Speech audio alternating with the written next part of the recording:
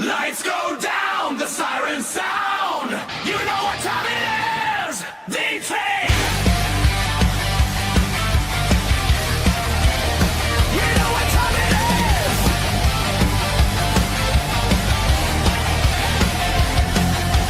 Steel in our veins and fire in our eyes. When chaos rises, we're the last line. Step in the ring, step into the fight. We keep the order on a Friday night. When the crowd gets loud and the tension's high, you know the Guardians have arrived. We are the silent security detail. Stand your ground or you will fail. When the storm begins to rise, we bring the thunder to the fight. No fear, no backing down. We run this battlefield of SmackDown. When the warning lights reveal, you face it down. Security detail. Security detail.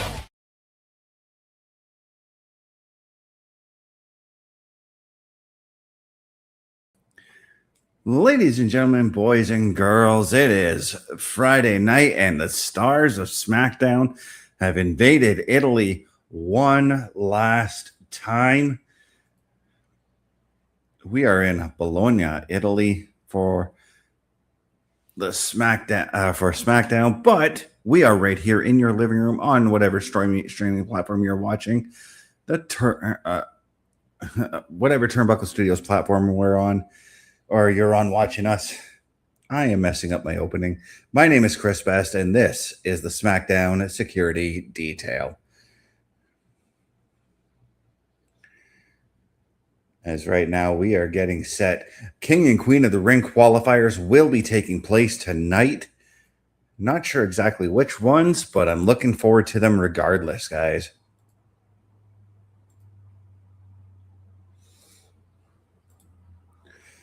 But we're taking a look at everything that took place last Sunday at Clash in Italy.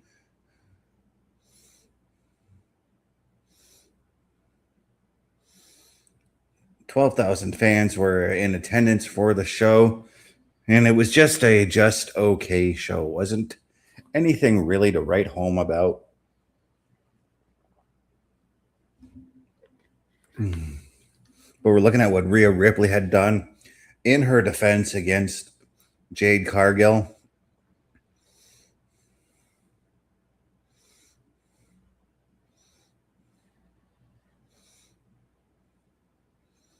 Rhea successfully retaining her title. And then we saw Gunther and Cody Rhodes, in which, controversially, Cody Rhodes retained the championship. And that controversy is, of course, Gunther having his leg and his arm underneath that bottom rope when Cody made the pin.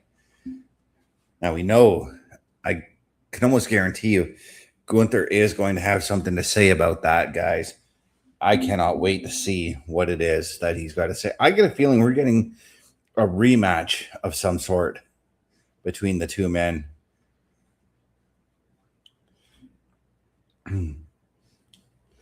But that question is, when and where will it take place? Will it be at Night of Champions? Will it be at Saturday night's main event? Only time will tell.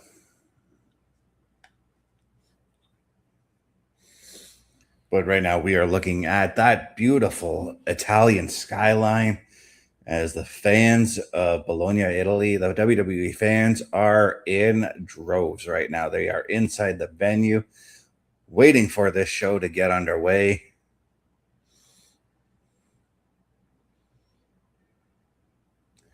As we see all of our champions making their way in the ring, we got to the arena. We've got Liv Morgan is in the house with Dom and Raquel and JD of Judgment Day. Braun Breaker is in there. Trick Williams, Damian Priest. They're all going to be battling in that King and Queen of the Ring. We're looking at, or the King of the Ring. We're looking at that Queen of the Ring as right now. Bailey, Raquel Rodriguez. I kind of went by Kiana James will be there as well. But yeah, we are looking at a jam-packed arena with Michael Cole and Wade Barrett doing our commentary tonight, guys.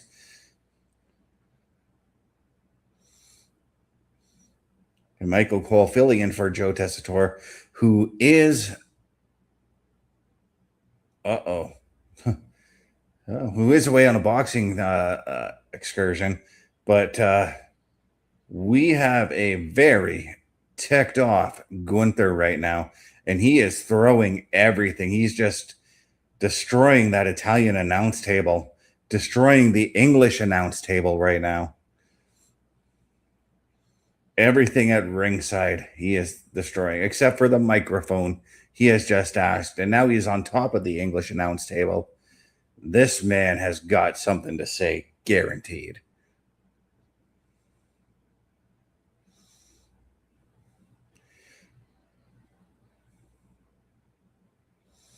Nothing happens tonight before I get what I want. That's good. They're saying he wants justice for what happened to him at Clash in Italy.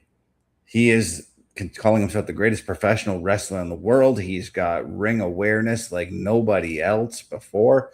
And he intentionally put his foot underneath that rope. And of course, when that foot is underneath the rope, that negates the 3 count.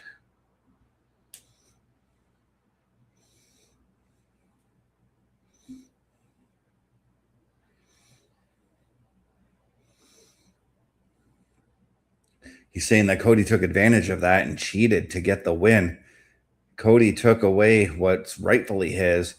And so here we are. He's standing in front of the fans without the WWE Championship, and the Golden Boy can carry on kissing everybody's cut around here. And he's saying, so Cody, look at me. Oh, Cody is on his way to the ring right now.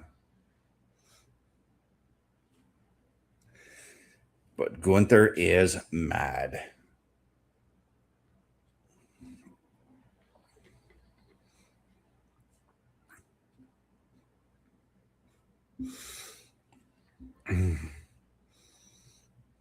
And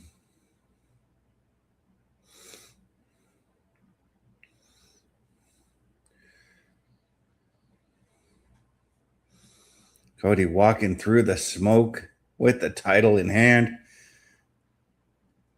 sort of dressed to the nines, but looking like he might be ready to brawl as well.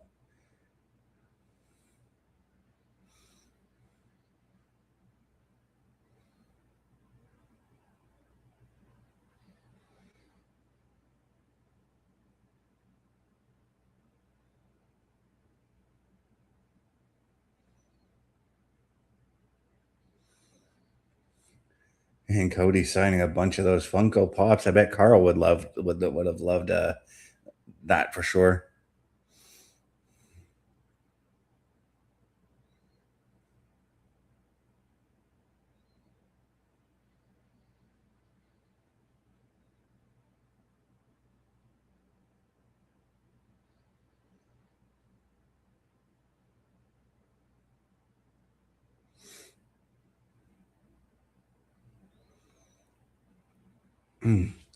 Cody celebrating among the fans, the fireworks going off here. Milking it all right now, and that's probably just raising the ire of Gunther even more.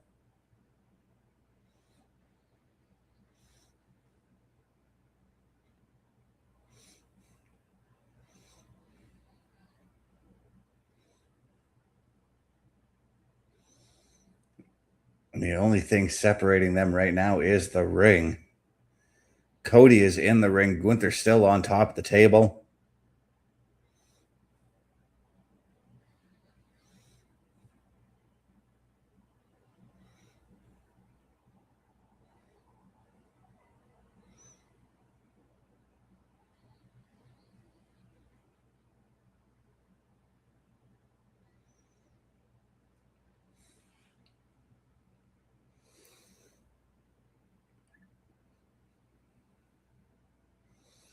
Now the crowd is cheering, and Cody's got the microphone here.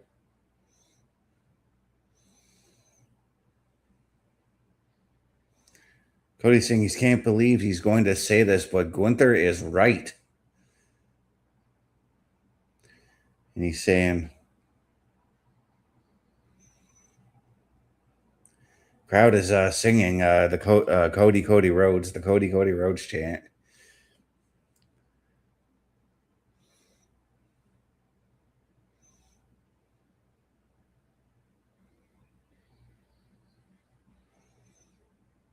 Saying, you're right, your foot was under the rope, but you're a 20-year pro. Have you never had a controversial...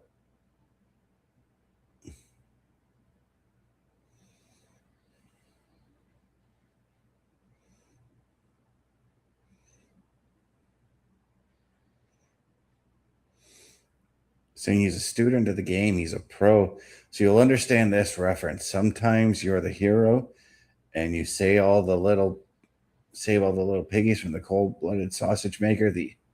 He's kind of rambling a little bit here, but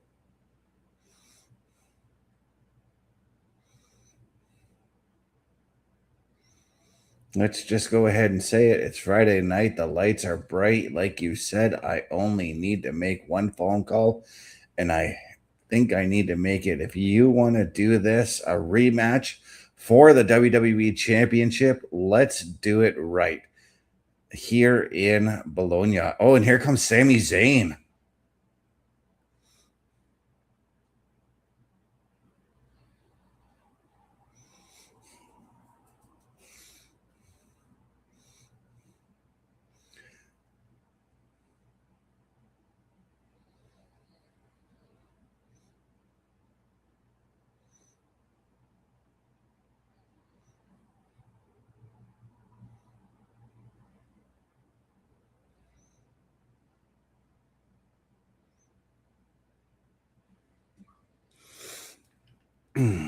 Now what's Sami saying?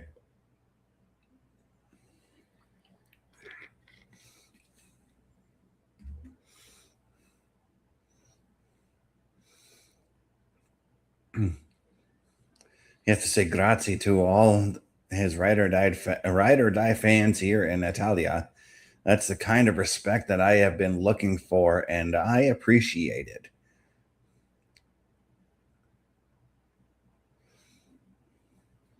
The fans are singing Sami's praise just a little bit.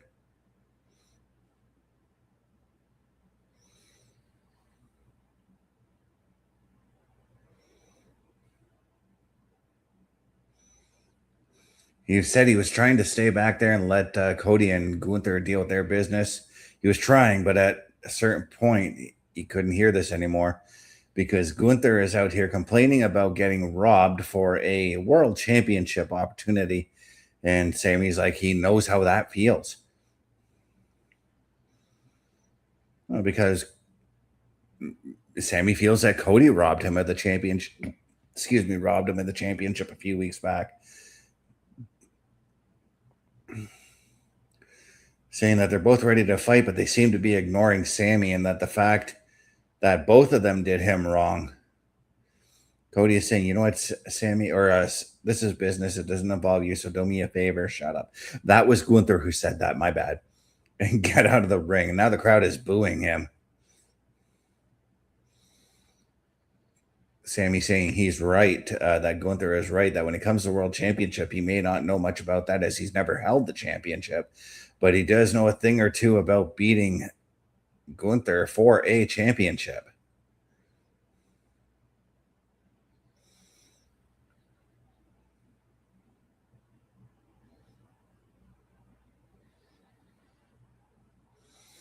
And Cody's saying he doesn't know which Sami is getting. Is this the last good guy Sami?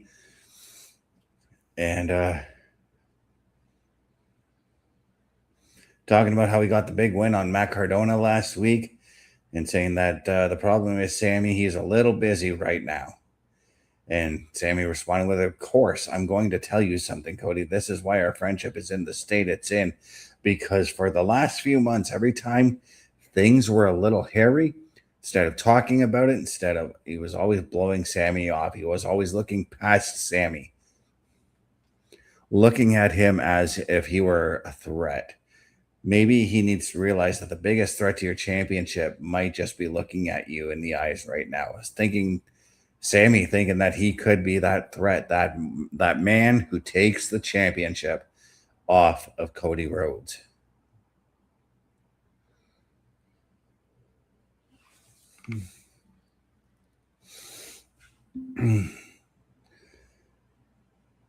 And Cody, yeah, Sammy said Cody that. Oh, look at. Man.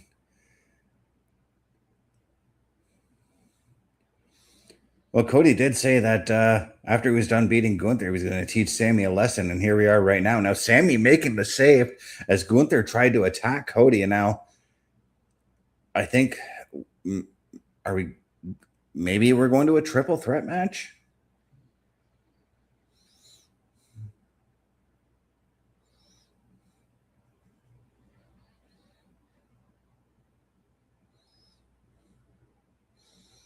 And Sammy just took the full brunt of that suicide dive.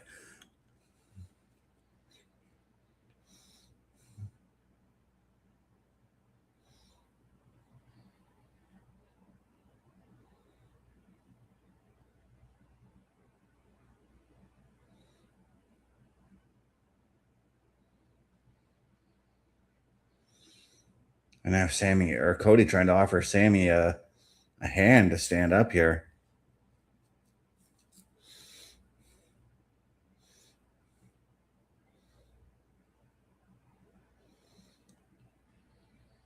Sammy walking off without that hand to help. And now we got the Miz coming into the building here. He's talking to Kit Wilson.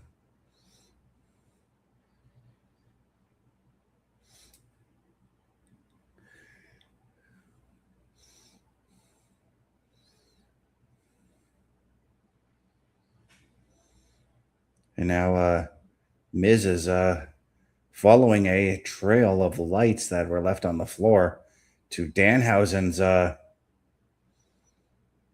little experiment room. And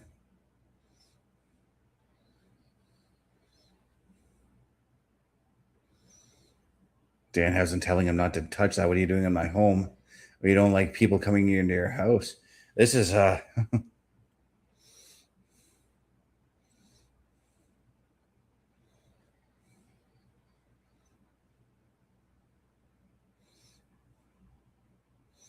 and well, something just happened to the Miz after he tried to screw around with Danhausen's gear.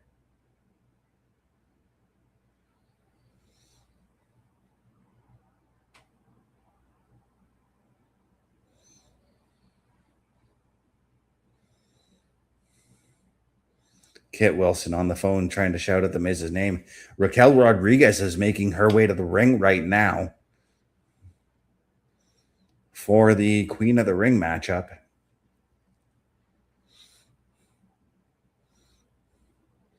And she is accompanied by Liv Morgan.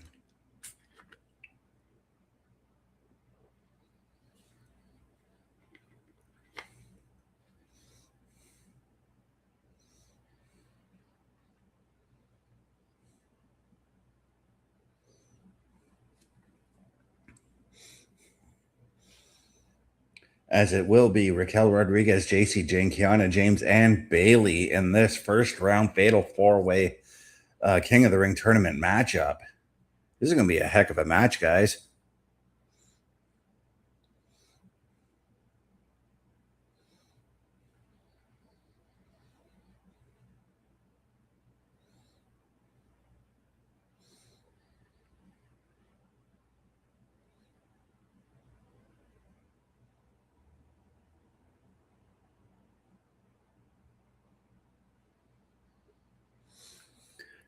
But right now, we are going to take ourselves a very brief commercial break here.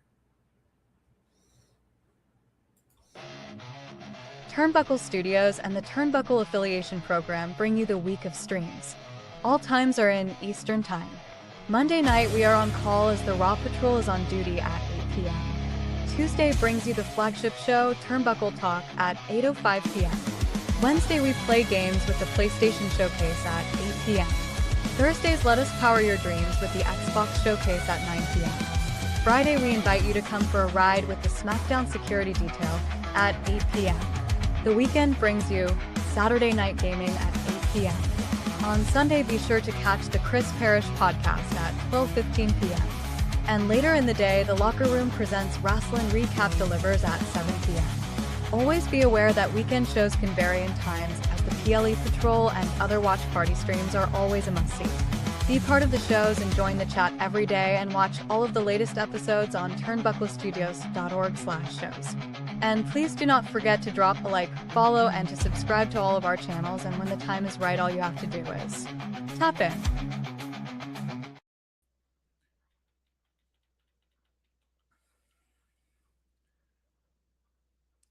So, ladies and gentlemen, sorry about that. All your information, turnbucklestudios.org is your home for the Turnbuckle Affiliation Program. And there you have it, all of our weekly content, something for you each and every night of the week. And we want you to meet the team behind those shows. Mr. Best, myself, Bubba Duke, Chris Parrish, Logan Thompson, and Carl Carafel. Click on our individual links and get our socials and watch our latest weekly live episodic shows. All of that and more, turnbucklestudios.org. All right, you right up to where I had mentioned? No, I ended up going 10 minutes past because I can't see the far side of my screen. So just 1 second. Yeah. Just waiting on OMD to get himself caught up here. We're just going to take him off the screen here. Actually, it shouldn't take him too long. But yeah, I mean, we're getting started with that Fatal 4-Way, guys. Cannot wait.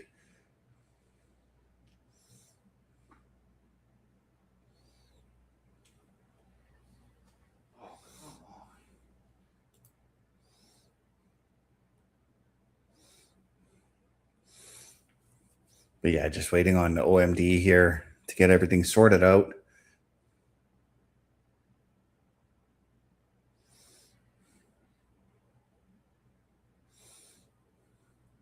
There. All sorted? All sorted. I've got the Club WWE logo. All right. So right now we are getting started off with the Fatal Four with one of the Fatal 4-Way qualifying matches. It is the Raquel Rodriguez, Bailey. I forgot who the other two were. Yeah, and Kiana James.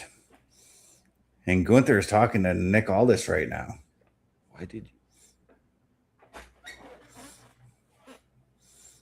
My play did not want to work for whatever reason.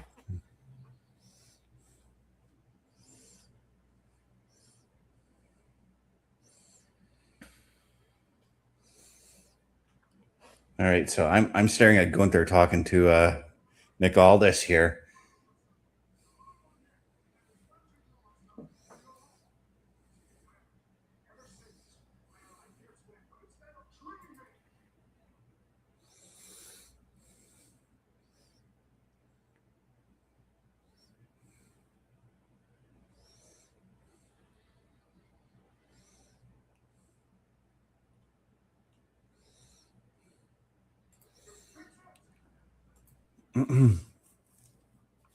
So based off what I'm seeing there, it looks like Gunther is going to be suing Nick Aldis for what had happened just before this Fatal 4-Way, actually.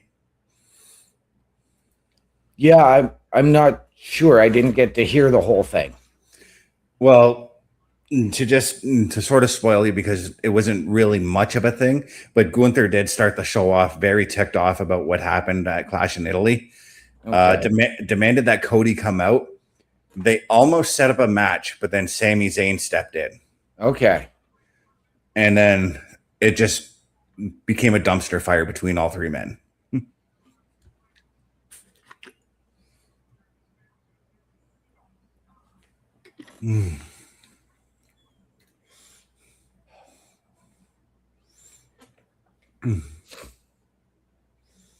But who do you got taking this fatal four-way? Very, very tricky, and something that I'm actually really, really tired of is these Judgment Day feuds hanging on too long. So that's either going to be Raquel Rodriguez facing Io Sky. I am going to actually take JC Jane to win this. I think I'm with you on this one because JC Jane is sort of the outlier in this one. We've seen Bailey and Raquel have worked together. Kiana James is also kind of an outlier in this one too. But JC Jane has the numbers to help her out. She does. But it looks as though JC is going to come to the ring alone. Yeah, but how many times have we actually trusted that? Because Raquel showed up with Liv Morgan in tow as well. Right. Bailey also has Lyra who can jump in and help out too. So, and we know that, yes, we saw them have that huge argument, but Kiana James does still potentially have Julia.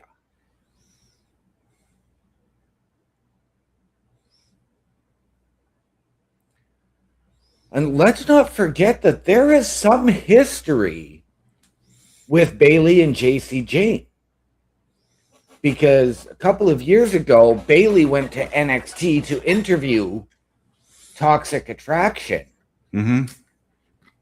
Shortly after Mandy Rose had lost the title and was unceremoniously released, JC and Gigi were having their issues, and that was where JC turned on Gigi to go out on her own.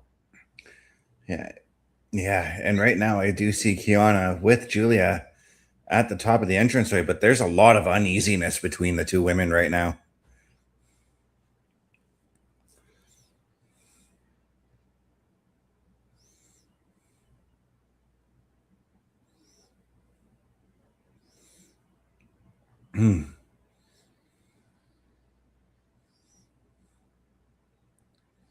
Okay, yeah, so there's that unease because Julia was going to make her way to the back, and Kiana said, no, come to the ring with me.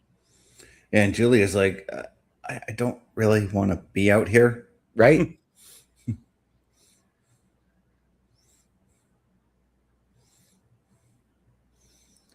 But I get it because, Julia, this is Julia's home, one of Julia's home countries. So.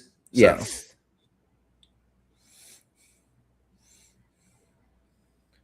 And Julia almost to a pure blonde as opposed to that multicolored hair that we're used to her having as a heel. But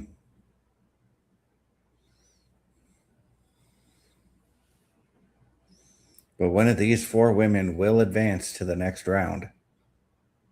Yes. So, yeah, I really don't want to see Io Sky facing Bailey, who she's got history with in Damage Control, and I don't want to see Io facing Raquel. I want it to be something new for Io, so I got to go with JC Jane.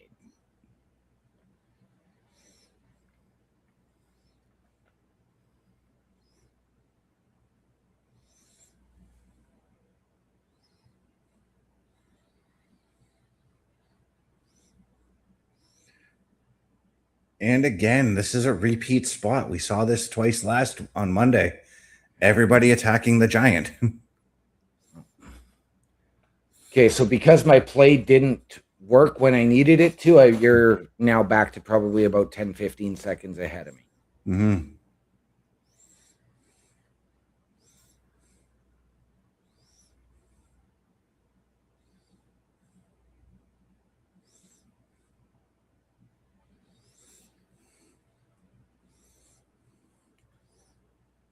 Bailey putting Raquel over the top rope, but Raquel once again landing on her feet. Let me know when you got Bailey making a pin.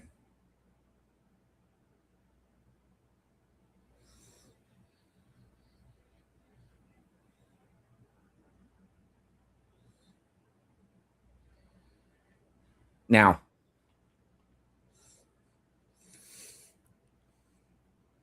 Off the Bailey to Bailey. That was Bailey to Belly, not Bailey to Bailey.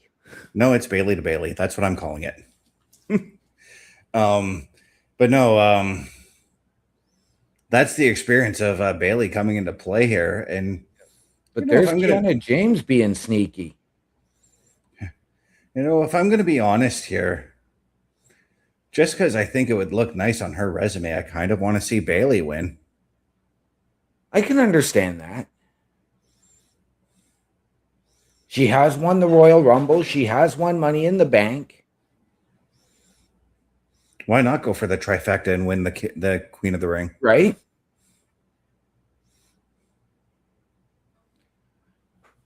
But again, like, I'd like to see Kiana get that win in that big moment.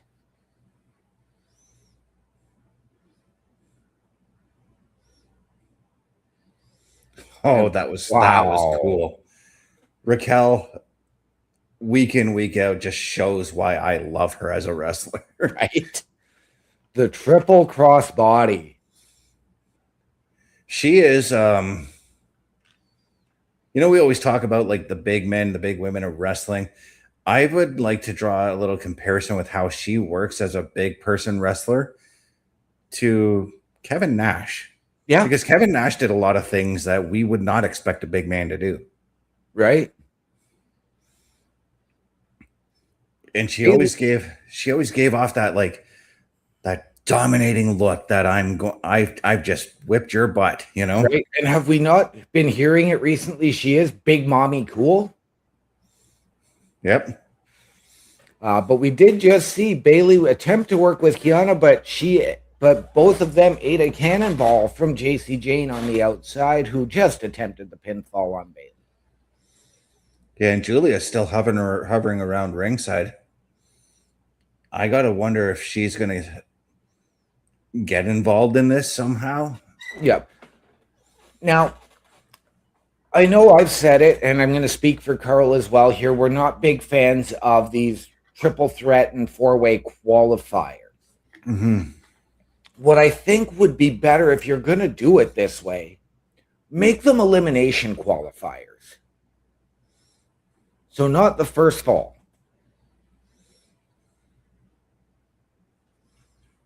but fatal four-way elimination matches. I'll agree to that, because that just opens up the window a little bit more on who could win and who could eliminate who. But I still say that if we're going to go back to the 16-person tournament, start doing the tournament after WrestleMania. You can still do certain matches on the PLE, Saturday Night's Main Event, or whatever shows after Mania, Backlash, or even you could even do it after Backlash. Actually, and still be okay. You absolutely could. You could do it. Literally, if you're going to start with the 16 to go to the one-night tournament, you could do it literally 2 weeks prior and then make sure all your competitors have the following week off. Mm-hmm. And like I said, you could still have some of those qualifiers on a Saturday Night's Main Event or at a PLE. They've done qualifying matches at PLEs before. Yeah. The one that comes to mind right offhand was the very first In Your House had a qualifying match between Mabel and Adam Bomb. Yeah.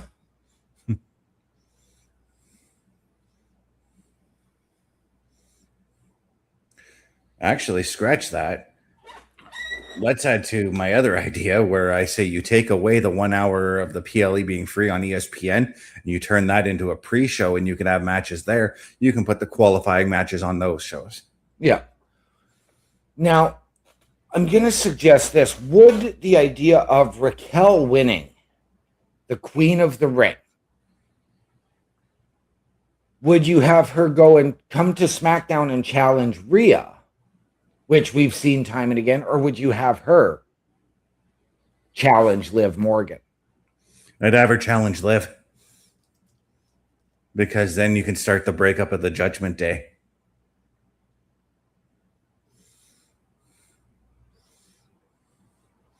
Because that's I just get this feeling that that's where we're going. Okay.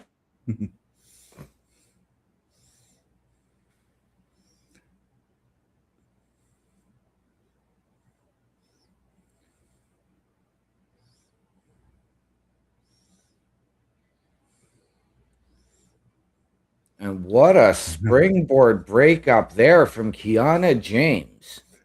Yeah. And you touched on Raquel reminding you of Kevin Nash, and we saw it there with that power bomb and then the double choke slam. Which is things I've seen Nash do when he was wrestling as Vinny Vegas. Right? And Oz? No, well, Vinny Vegas is my earliest memory of Kevin Nash. I knew about the Oz character like way after. But even as Master Blaster as well. Yep. But I'll tell you this about Kevin Nash, though. When I first saw him as Vinny Vegas, I immediately knew that there was something there with the guy. See, I don't ever remember him as Vinny Vegas. Mm-hmm. Used to watch him on WCW Worldwide, which aired Saturdays at like 1 o'clock on Channel 11. Bailey with that elbow. And again, Kiana James breaking up the pinfall. It's like they're all forgetting about Kiana James because she comes Right? in and splits up all the pinfalls. But again, I get a feeling Julia is going to get involved in this. And I got a feeling that it's going to be Julia that costs Kiana this matchup. Like maybe she tries to do something to help Julia to help Kiana get the win, Right? but accidentally or costs the match. Right? We just saw a beautiful code breaker there from Kiana James and then a moonsault. But now we just saw JC Jane take out Julia on the outside.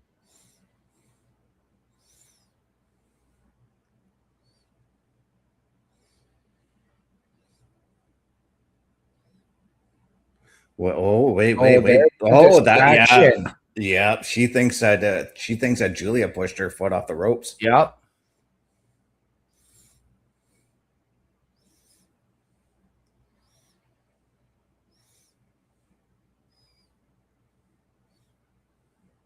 And the rose plant. Followed by a spinning forearm. Oh, took her head off that big boot. Raquel Yes, she Rodriguez. And the Tejana bomb. That's got to be it. I called that. That finish was basically because of what happened with Julia and Kiana. But Yep. Raquel Rodriguez now advances.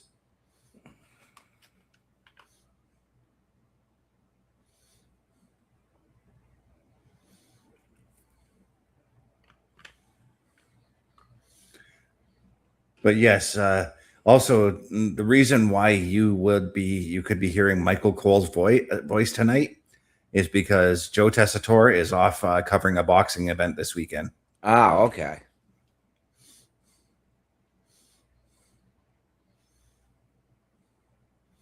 But we just saw more dissension between Julia and Kiana James.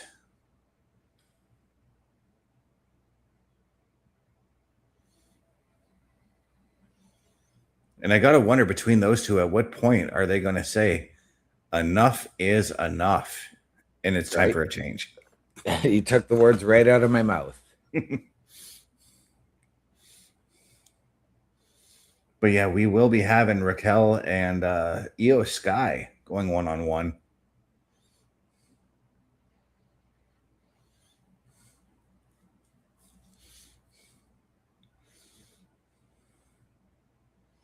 And Julia in there checking on Kiana James.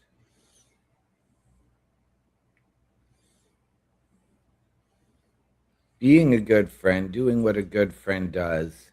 And Kiana taking exception to that. Oh, and doing a lot of finger pointing right now. I think this is it. Yep. She's saying, I'm done. Julia saying, no, no, no.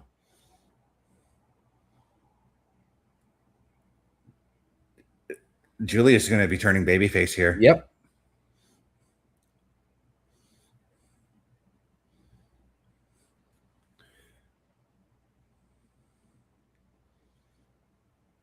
Oh, just Luthez press and is just hammering on Kiana. This is just done.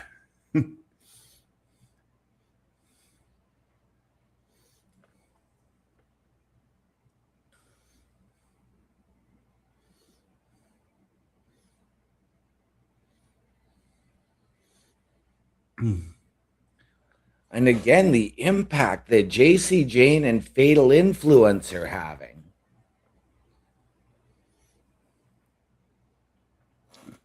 Oh, now we got it ticked off Sami Zayn, knocking down water bottles again. Where's Gargano? There he is.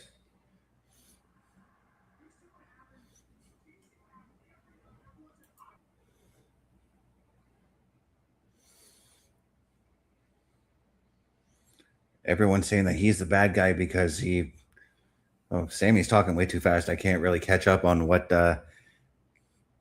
going on here. Cody still finds a way to drop me, to leave me laying in. And once again, guys like us get the short end of the stick. And now Nick Aldis wants to talk to me. And now there's Nick Aldis right there.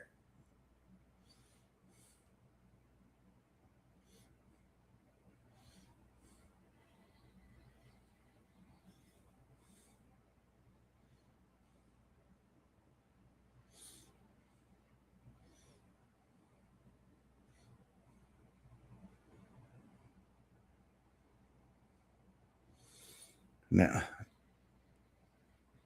trying to catch up here. Look, Sammy, frankly, I don't have time for this right now. Sammy is really trying to angle to get himself a championship match here, or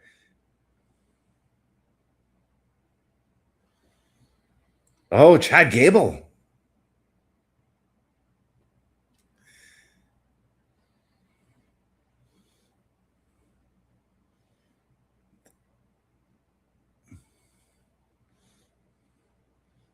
Chad Gable and Nick Aldis have something to talk about. Yes, they do.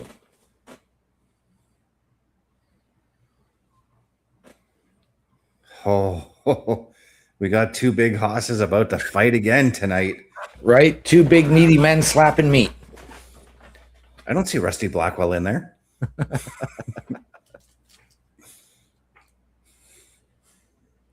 But yeah, Royce Keys and Talatonga and Chad Gable is back on our WWE screens here, guys.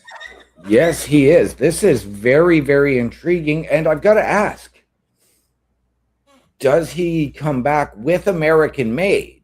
Or is this just Chad Gable and we're leaving the rest of American Made on Raw? That's the one thing I'm wondering about, because it's interesting to note that he did interrupt Sami Zayn.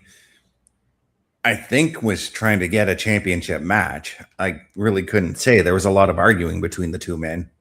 Nick Aldis told Sammy to stay out of Cody and Gunther's business. And Sammy flipped his lid saying, they made their business my business. Mm-hmm. And I'm just trying to defend myself. And you tell everybody else to defend themselves and you don't have, and you're going to tell me to back off?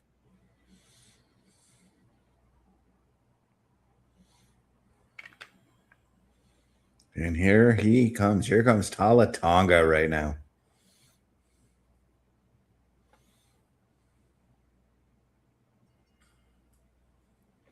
Being accompanied to the ring by Solo and Tama.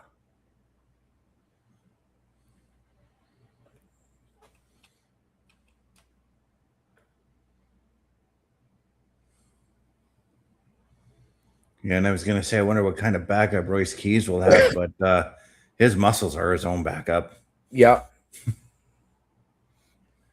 However, I would not be surprised if we potentially have backup from Damian Priest tonight. Or even R-Truth, as we're seeing what happened last Friday when R-Truth came out to try and help Royce Keys and Damian Priest.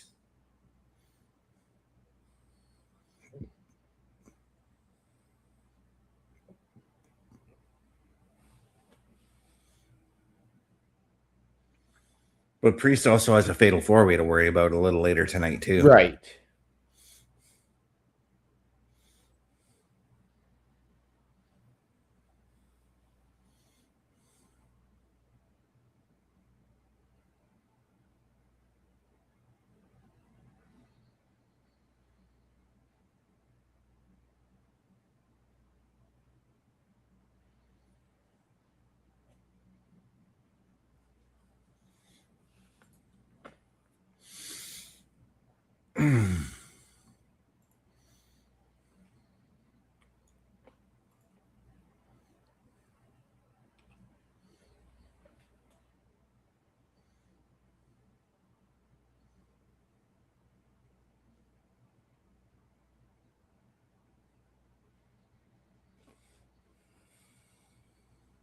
Now I gotta wonder if this current iteration of the MFT does split. I wonder who becomes that breakout star.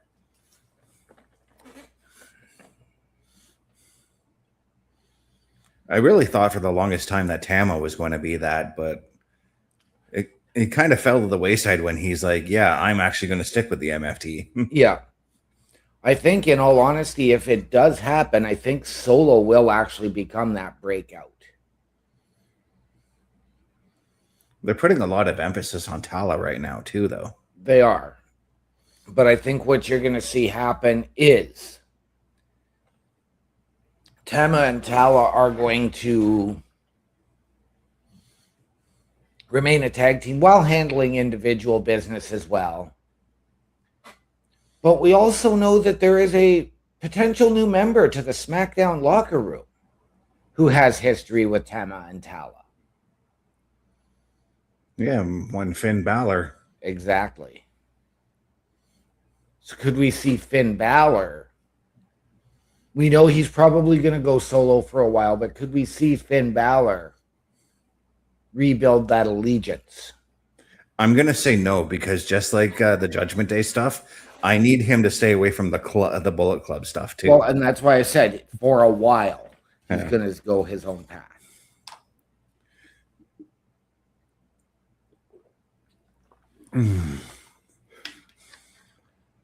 But now that you've got Finn, Damian, Rhea, and R-Truth all together on SmackDown,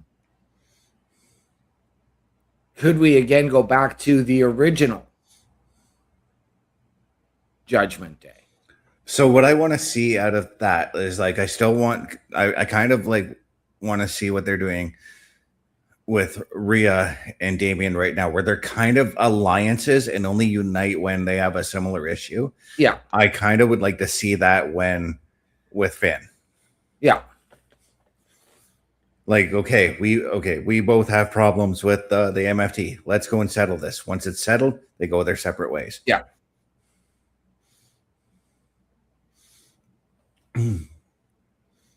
Because that's kind of the alliance that we're getting with Rhea and Damian. They have an issue with a woman and a man, i.e. Aleister Black and Zelina Vega when they were there. Yep. Then, yeah, they went their separate ways after that. But we're looking at the impressive strength of Tala Tonga right now, lifting all that muscle. But you look at Tala, they're just absorbing that clothesline from Royce Keys. Then eating the one to go over the top rope. But much like Raquel Rodriguez, he lands on his feet. Yeah, we're back inside the ring now, and Tala Tonga's got he had a nerve hold on, shifting all that weight down onto Royce Keys. You know, I keep thinking about this, and I've thought about this when he was working as Powerhouse Hobbs. I would have loved to see, if this wrestler was healthy, I would have loved to have seen Powerhouse Hobbs, Royce Keys form a tag team with Big E. Yeah? I would have loved that.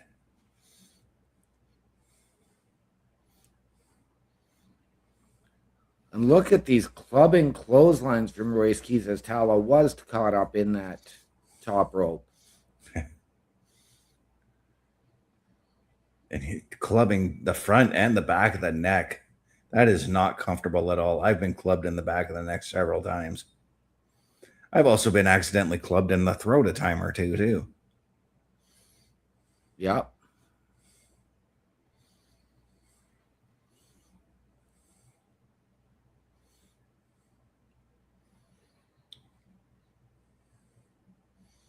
Oh, Tala just dead weighted Royce Keys there. Yes, he did.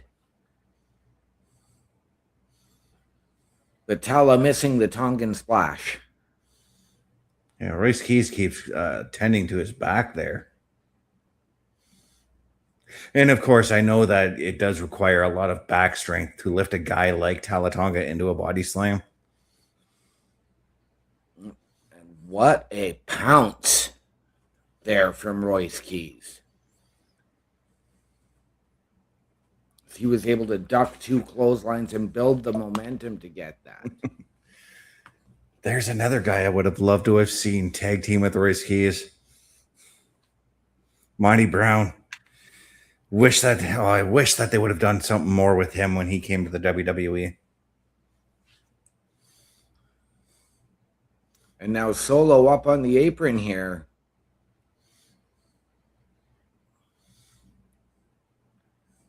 Tama providing the distraction. Royce Keys was like, nah, I'm not having that. Because he just turned around, looked down at him like, the hell are you doing? Rolls out of the ring. Okay, Tama came off the ropes at Royce Keys, but there was no disqualification on that?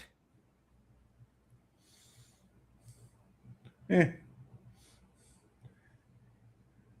was a distraction finish, and Talatonga takes the win. No fanfare, no help from anybody. No Damian Priest to come out. No R-Truth. No, but again, I don't agree with that finish. That should have been a disqualification on Tama Tonga's part.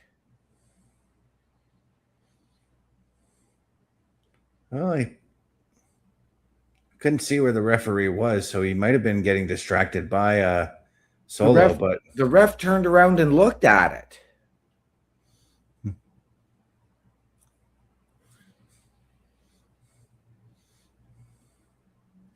Here comes R-Truth. Yep.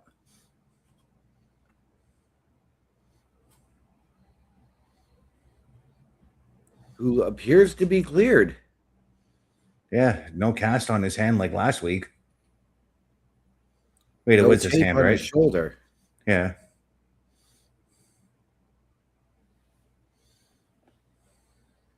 We can stop at the shaky cam stuff. And there's Damian trying to. Well, he's got the kinesio tape, but he always wears that now. But now Damian trying to save only R-Truth. Yeah.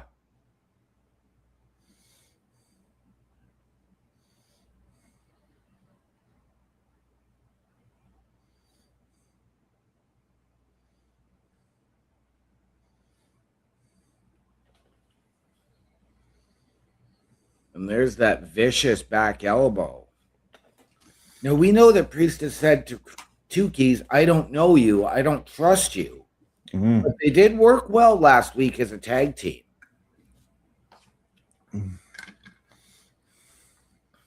Yeah, but because of that loss last week, I think that's where Priest is going to be coming from. Yep, I'm with you there.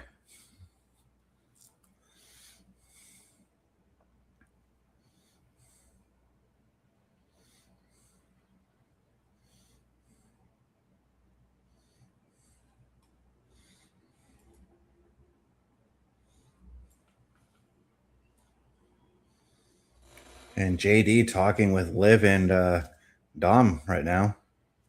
Man, that AAA belt looks so nice.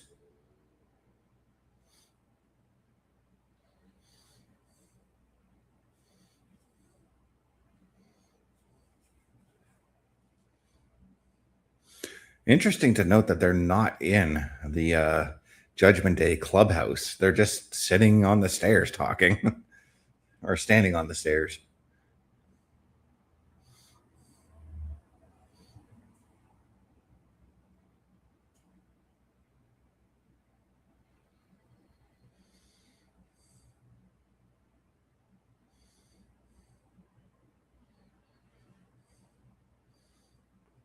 But yeah, later on tonight, guys, it'll be a champions fatal four-way as the AAA champion Dominic, tag team champion Braun Breaker, U.S. champion Trick Williams, and SmackDown tag team champion Damian Priest are going to be fighting each other.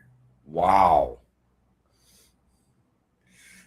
But we don't need no fighting here. We just need some help. A Turnbuckle affiliation program is looking for more people. If you have passion level for pro wrestling, sports, video games, or something else, then Turnbuckle Studios is the place to be. If you have ever wanted to pursue content creation and want to join our team, then we would love to have you. Check out turnbucklestudios.org or contact us by email today because your future is now, and we want you to tap in.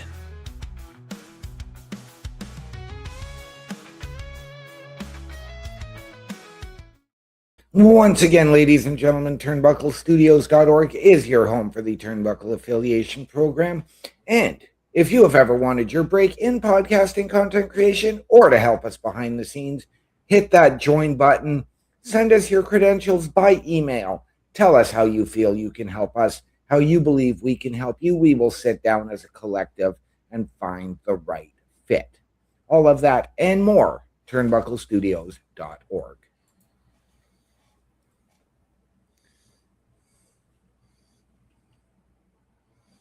As right now we are getting a promo package for Finn Balor himself. Yes, we are. Interesting that they're showing this after the Judgment Day, hanging out in the locker room or on the stairs. I almost say the locker room, but they weren't in a locker room. No, they weren't. But their clubhouse is built for Raw. They could have brought it over for SmackDown.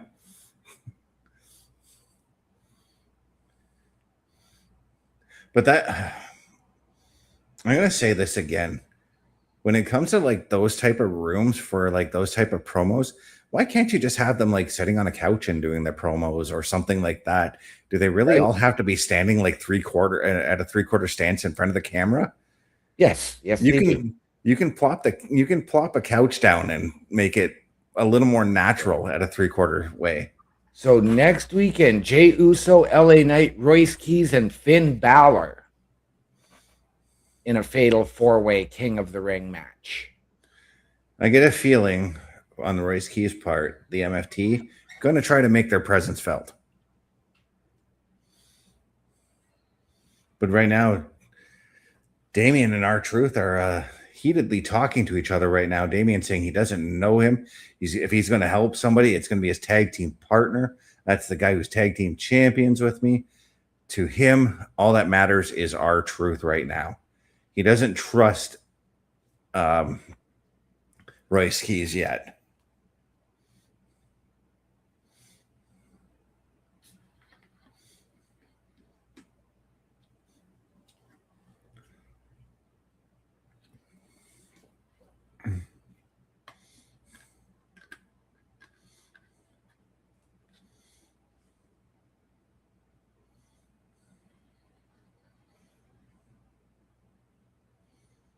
Oh, interesting. The AAA World Tag Team Champions, the War Raiders, are now talking with R-Truth here.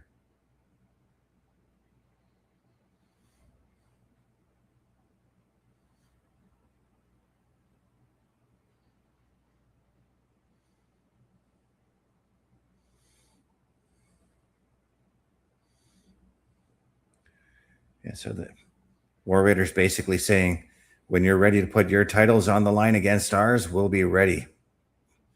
Because we're ready for anyone. And next week, Sol Ruca, Lyra Valkyria, Charlotte, and Jade Cargill will fight in Fatal 4-Way action. Yes. Very interesting. The War Raiders did say, when you're ready to put your titles up against ours. Yeah, I just said that. But I'm looking forward to that. I kind of like that. That's what I was hoping for with the War Raiders winning the AAA tag titles. I was hoping to see that kind of representation for those belts. But now we've just seen, in the past month, we've seen the Street Profits over to Raw. We've now got Chad Gable, Finn Balor, and now potentially the War Raiders having moved to SmackDown. And we don't know where that leaves American Made. I got to wonder if that's what Chad Gable and Nick Aldis have to talk about or what's going on there. But for all we know, we don't even know where American Made has been yet. Right? We know Chad Gable was in Mexico, but where have they been?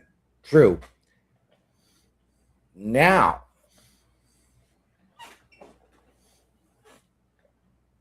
there is another interesting little wrinkle to all of that, because you're right, we don't know where American Made have been. But could we see potentially, I know we've speculated on Maxine abandoning Alpha Academy for the Vision, could we see Otis and Tozawa make their way to SmackDown and reunite the Alpha Academy?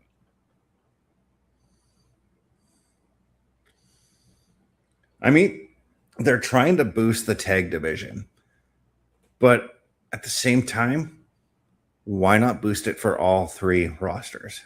And NXT, SmackDown, Raw, AAA is fine. They've got a good tag division down there. They're good. You know what? The tag divisions were solid up until release day, when you unfortunately lost teams like the Motor City Machine Guns, JC Mateo, and Tongaloa. Mm-hmm.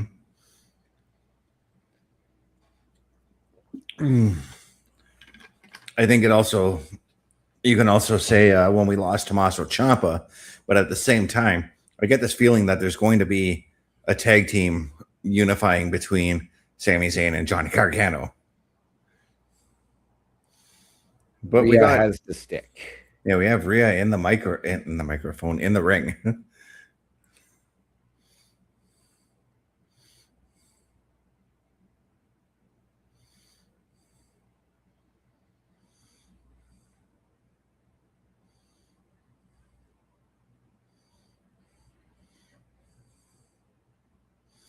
She's saying she finally put the Jade Cargill chapter behind her. I don't think she really did, but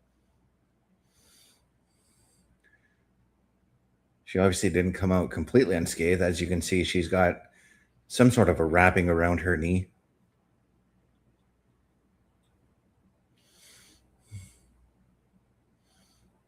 The crowd is singing to Rhea.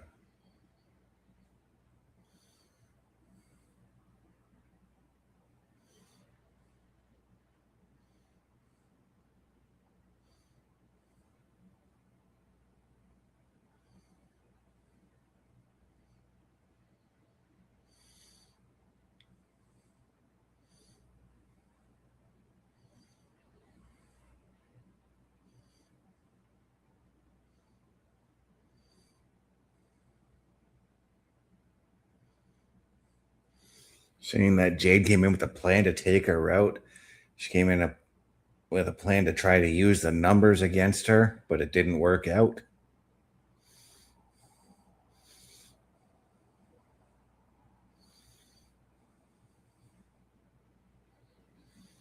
Because she is still our WWE Women's Champion.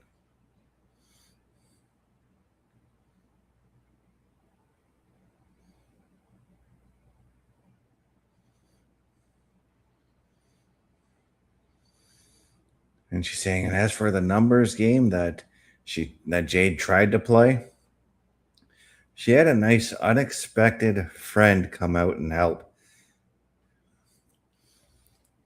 win that title. And here comes that unexpected friend, Charlotte. Yes, we do have Charlotte Flair making her way out here now, because it was Charlotte who showed up and did that double cross body off the barricade from behind. Charlotte wearing her gear, so she is dressed to compete, even though she doesn't have a match as of yet tonight. Well, that probably means that we could probably expect a match to be made off of this segment. And it won't be with Rhea, because as you saw, Rhea's knee is taped up and she's not in her gear. Yep. But I wonder if this is where we're going to get a Charlotte versus a Michin or a BFAB.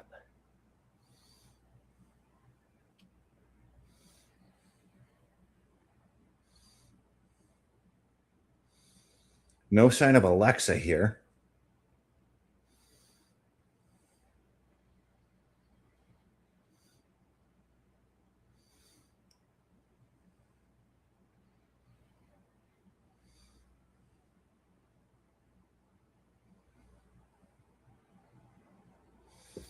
Charlotte saying she's had Rhea's back because she respects her, and it was a lot of fun teaming alongside her.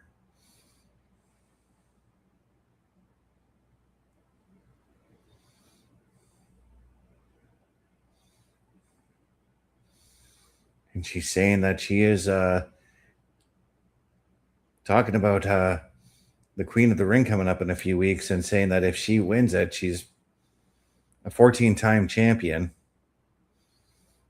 But if she wins it, I bet she's going after Rhea Ripley.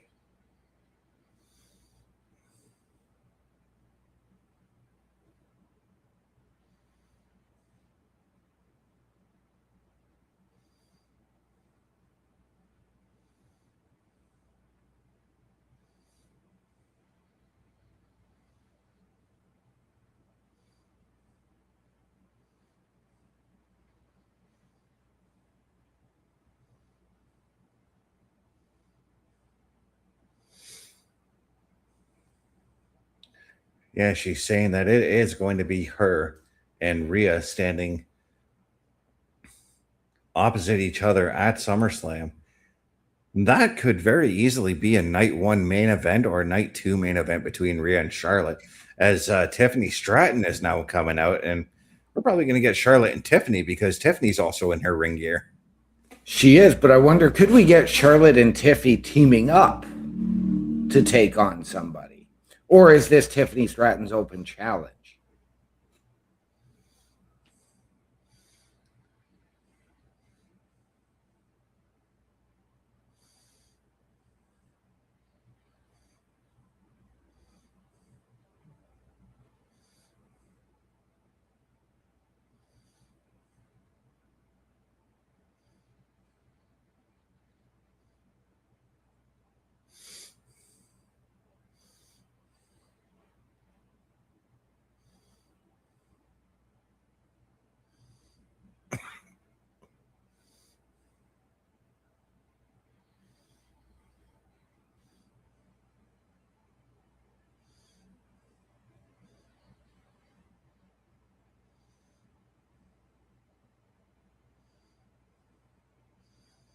And now Tiffany laying down her claim to a shot at the women's title should she win the Queen of the Ring tournament.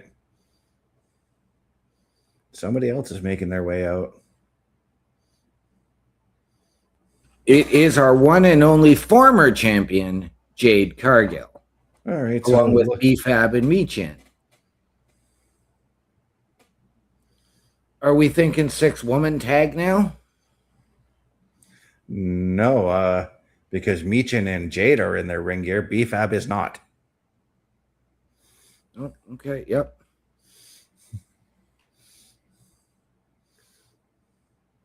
So unexpected tag match with Rhea at ringside as a manager. Because as I said at the start of this promo, I don't think the stuff between Jade and Rhea is finished.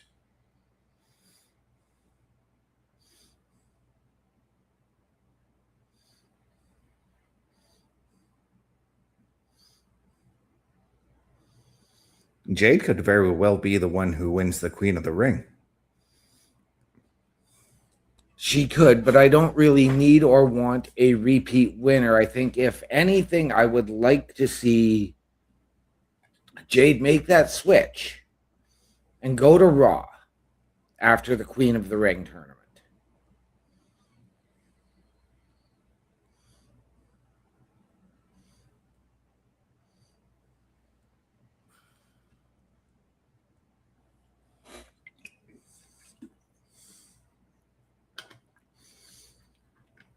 I mean, Jade would be the first repeat winner for any of the crowns if she were to do that.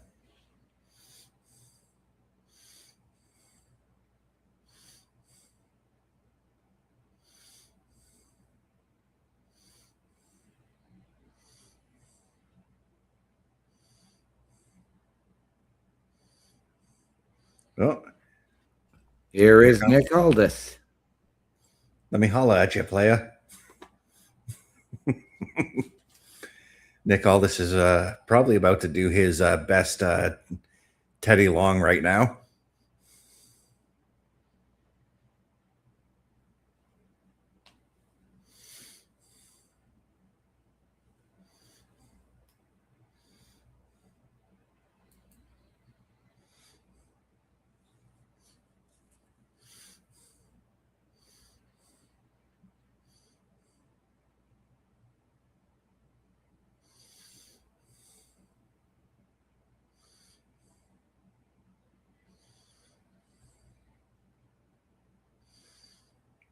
Yeah, so it looks like we're getting Tiffany and Charlotte against Jade, and I'm going to say Michin.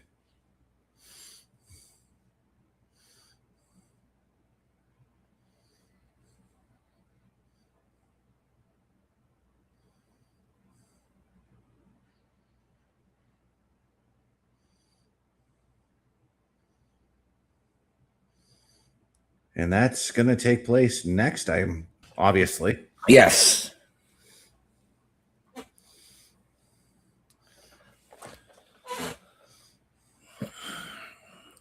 So can Charlotte and Tiffy actually coexist and work together to win this match?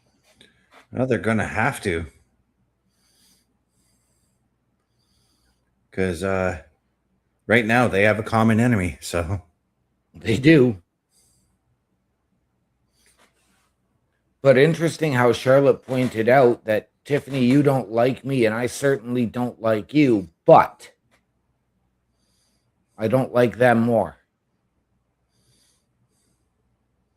And that's the thing with Charlotte over the last, I would say, 8 or 9, close to 9-10 months, close to it, I would say. Charlotte's been teaming up with people she don't like, and she's now starting to like them. I mean, obviously Alexa Bliss, now Rhea, Yeah. maybe Tiffy. Yeah, it really all started, obviously not this past WrestleMania, but the previous WrestleMania. Actually, when she challenged Tiffany Stratton for the Women's Championship. Yeah, and they put on a stellar match at that show. They did.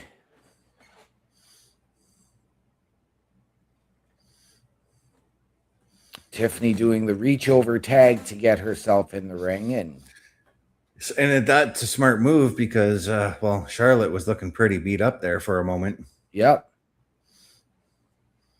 Tiffy not wearing her usual butterfly outfit there on the top for right now, but right now she was a ball of fire with that attack. yes, she was.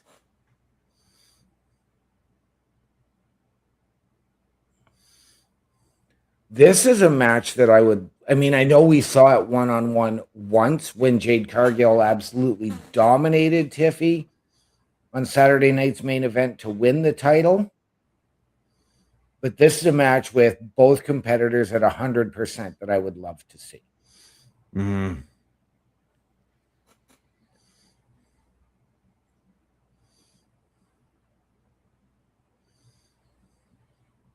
We also know that Tiffany has Chelsea Green as a bit of a cheerleader, so to speak. Yeah, there's a bit of I would say, uneasy alliance because nothing has been really forged just yet between the two. I tend to think that that's Chelsea trying to get close to the U.S. title again. Yeah. But it could be one of those things, and we've seen this in the past where one wrestler tries to get close to the other for being a champion, only for them to realize, hey, I wanted your title, but we're far better off as a tag team. Yep. But we also saw, I believe it was last week in the background, Tiffany Stratton having a conversation with one Jordan Grace.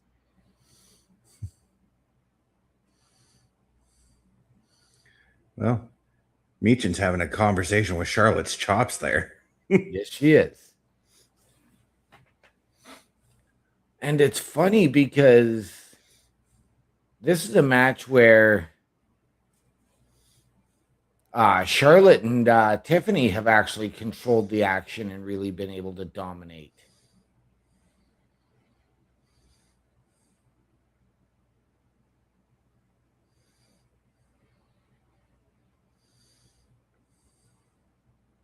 Until that point. Yeah.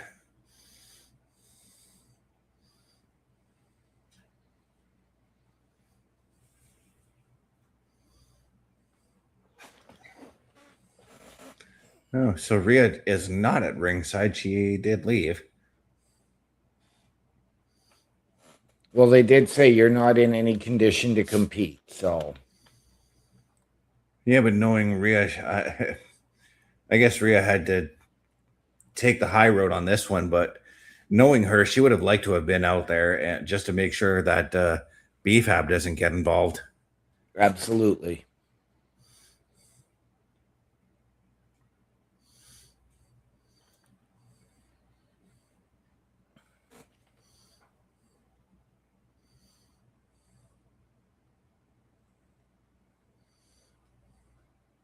And I'm actually really glad that they split BFAB from the Street Profits.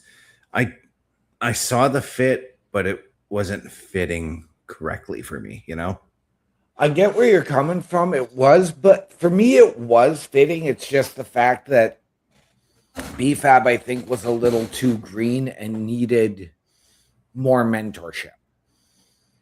I think had you gone to the Street Profits with Bianca Belair and BFAB so that BFAB could learn under a Bianca would have been a better fit. I think it was just a little awkward because, like, you look at, I'm going to use another example here, but when an established team suddenly gets thrown with a manager, there's always that little bit of awkwardness, and we definitely saw that in the late '90s when the Road Warriors had Sonny as their manager. That was just not an awkward fitting.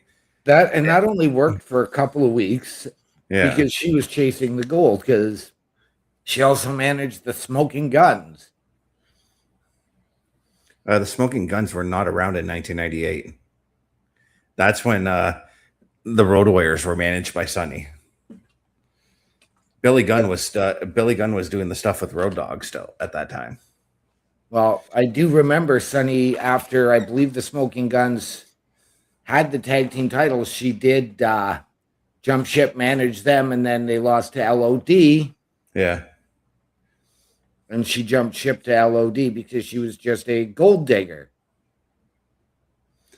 Yeah, that's what her gimmick was. She went from the Body Donnas, who lost the tag titles, to the Godwins. She went to the Godwins. Yes, she did. And then the Godwins lost to the Smoking Guns, and she went to the Smoking Guns. Yeah. But then, anyways, to further my point, like the Street Profits were already a well-established tag team when they put BFAB there, and that's just it is a weird fit, you know. See, in that sense, the fit that actually didn't work for me was the Street Profits with Bobby Lashley.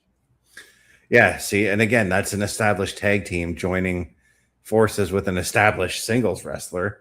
But right now, we got all four women just down and out everywhere. Yep.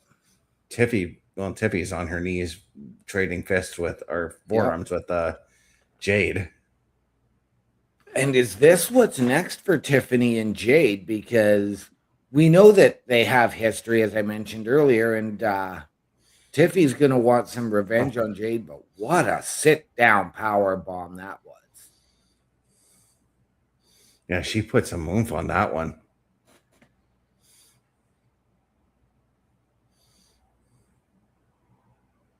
That was even more animalistic than a Batista bomb.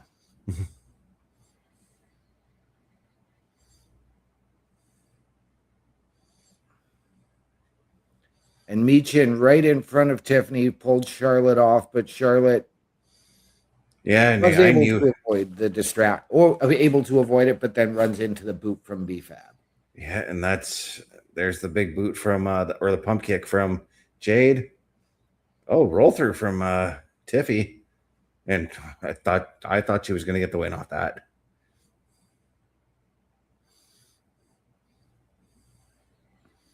And she attempted Jade a PME way too quickly and caught in Jaded.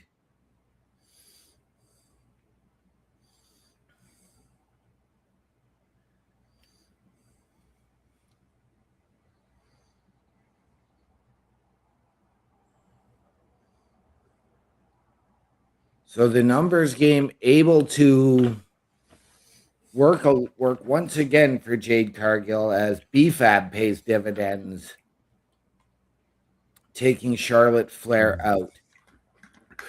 We Yeah. know that prior to this, though, Jade said she wanted one more with Rhea, but does this now put her in line to challenge Tiffany for the U.S. Championship? I don't know about that, but I think it gives her a one-up going into next week's Fatal 4-Way.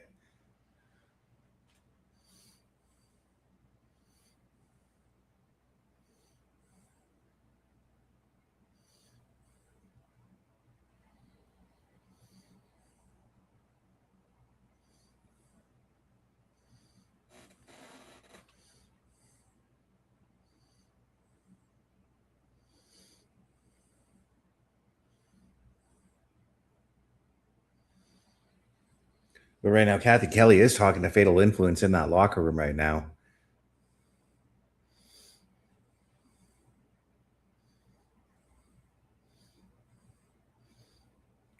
Something is distracting them.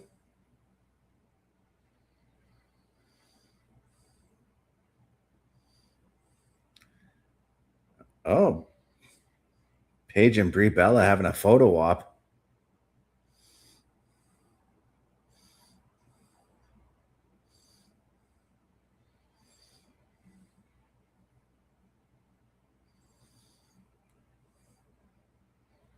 Who the heck just... It was a sneak attack as JC they- distracted Paige and Brie, allowing Fatal Influence to come in from behind. Kind of a brilliant move, because I still had Fallon Henley and what's her face there, still standing behind JC Jane. Right? I didn't. Well, that just says that's where we're going. But up next, Carmelo Hayes goes one-on-one with Ricky Saints. Well, we got a picture on where the women's tag titles are going. Yes. And you know what? I think we can give the people a good picture of where they can go to get some of our merch. Yeah, let's do it.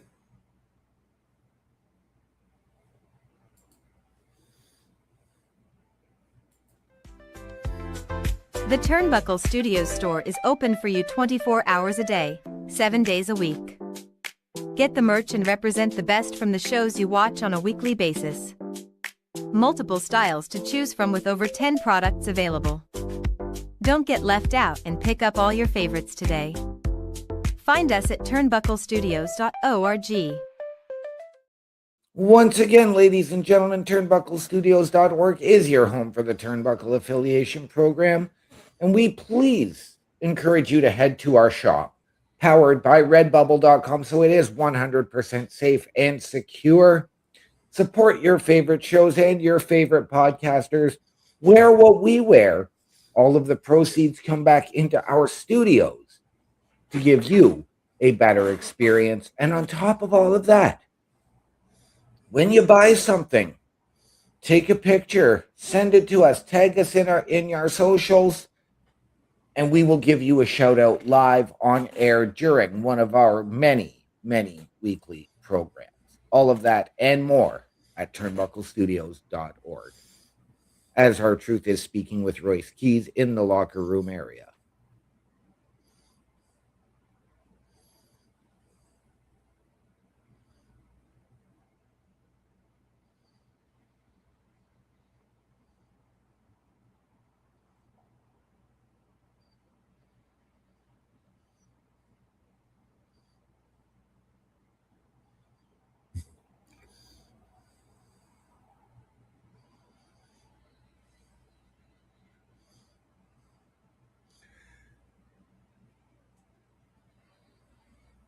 Royce Keys proposing that R-Truth and Damian Priest get together so that they can take out the MFT together. And I think right now that is the best option for the three of them. It was actually R-Truth that made the proposal, and Keys said, look, you and I are good, but Priest doesn't care about me and I don't care about him. Okay, so we have R-Truth in the role of Alexa Bliss between Charlotte and Rhea. Yes. Played by Damian Priest and Royce Keys. Yes. As we have Ricky Saints making his way to the ring, faking the high five to the fan. Oh, Kissing some fans' hands and then shoving them away.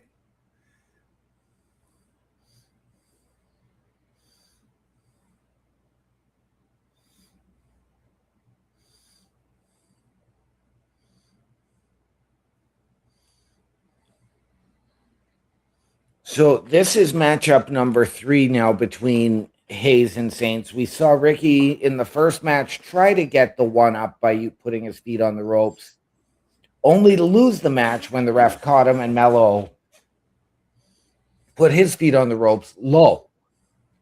Last week, we saw a double count out between the two. Is this the rubber match, or does this get stretched out into a best of 7 as we've seen before? Well, if Ricky takes the win here, they're still tied at 1 apiece. Yeah. Because I'm just going to say, like, in a double count out, that's more of a draw. Nobody wins, nobody loses. Absolutely. Yeah.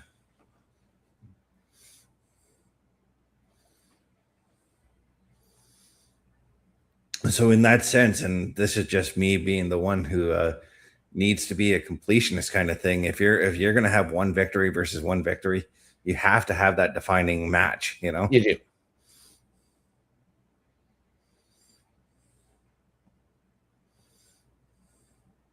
but I kind of want Ricky to take this win here because, again, I think that this is all going to lead to something with the U.S. title, and because I still think Trick Williams is a baby face.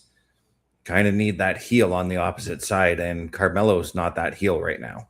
No, he's not.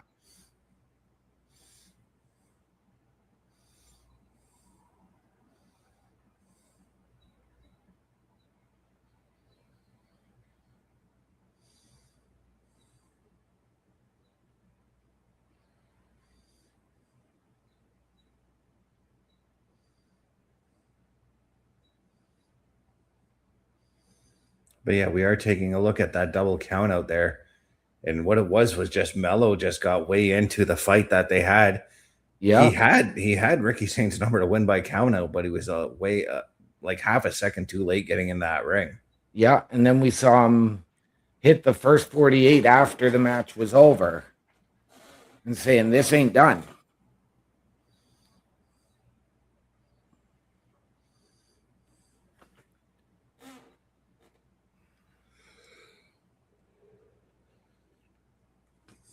And Ricky Saints is like, yeah, I'm not done either. And just before Mello could get his gear off, just kicked him and laid a few fists on him.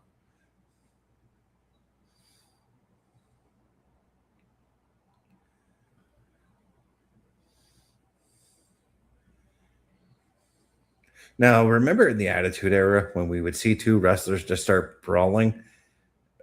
Like even before they got their gear off, the referee would just ring the bell and the match would start. Yep. I kind of wish we saw that just now. Right?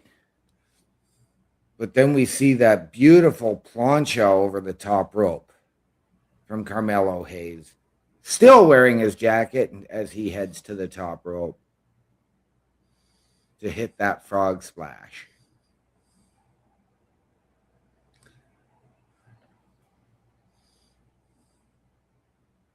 I'm going to give that one an RVD-esque frog splash. Yeah, except he didn't bounce 4 feet off the ground like RVD tended to do.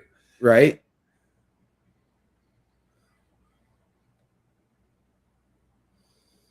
And taking the powder.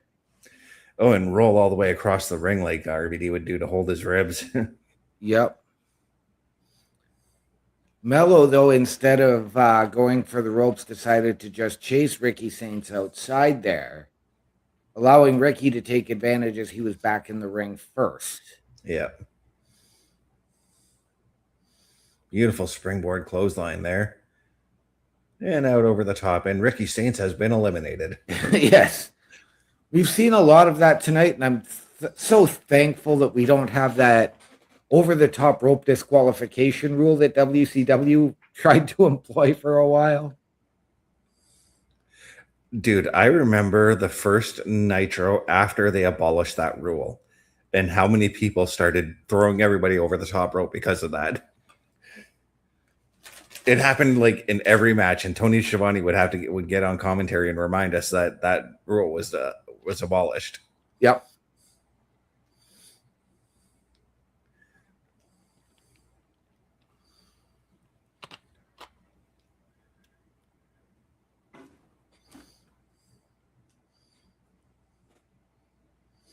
But what also happened in every match was somebody from the NWO was wrestling. Right. And eventually they had to give them their own pay-per-view called Sold Out. Which I used to think that was a good show. But minus Six-Pac versus Eddie Guerrero, that show really wasn't that great. Right? Because Six-Pac and Eddie Guerrero, they stole that. They stole that show in that cruiserweight title. I think it was the cruiserweight title ladder match. But just right now, Ricky Saints and Carmelo Hayes are stealing the show right now. Yes, they are. What a DDT there from Mello. I felt that on the top of my head.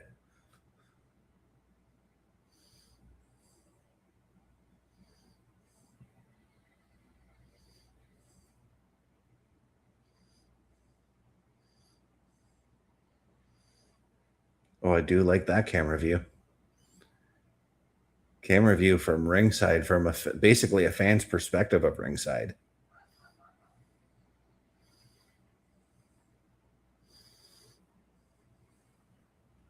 And now they are trading fists back and forth here.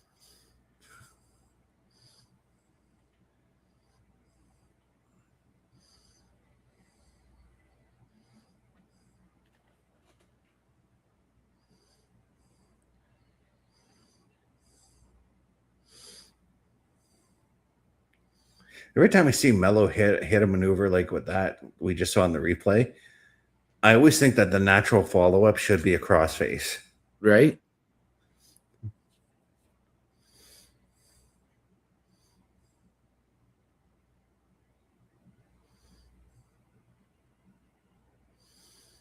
But now they are they were trading pins.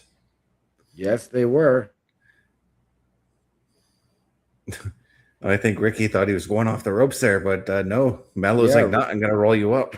Ricky was looking for the Revolution DDT, and Mello able to counter it, with Ricky able to counter it into the Revolution DDT, but only a 2 count.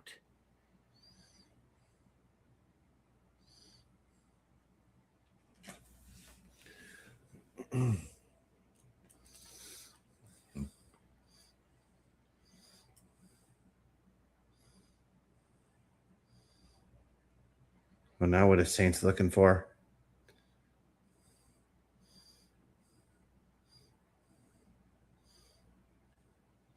Well, Mello was looking for the first 48.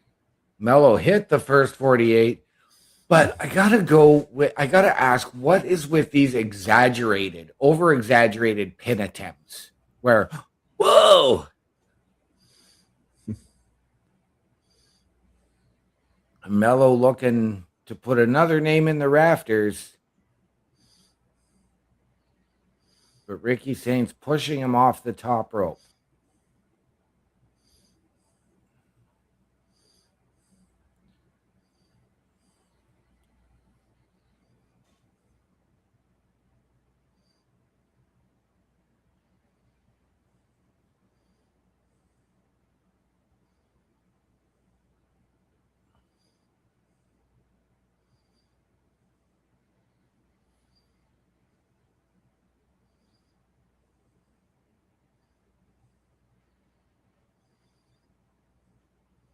Oh, Mello barely making it back into the ring. Right? I was sitting there thinking, "Oh, are we getting another count out finish? Is this what this feud's going to be built upon?" That's what I was thinking myself.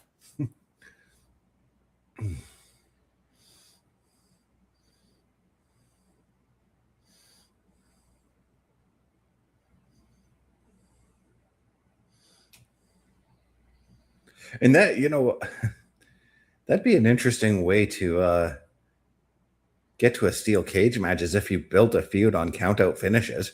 Right? But Ricky Saints has just stolen the win using the Yes. tights of Carmelo Hayes there. Yes, and Hayes looking absolutely in shock. You shouldn't be shocked. You took on a guy who's been known to cheat. You yourself, Mello, have been known to cheat too. Right? So he just one-upped you on that one.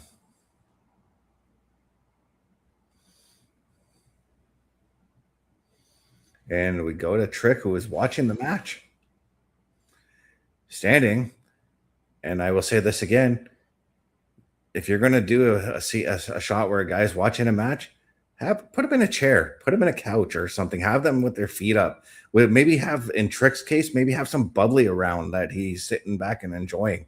And I know he's got to wrestle later tonight, but like you can maybe, I don't know, put Prime Energy there, because I mean that's his drink, or that's one of the drink sponsors for WWE. Sparkling water. Yeah. Put a bowl of strawberries there for him to enjoy or something too. I only said strawberries because I got strawberry juice mix right here in front of me. So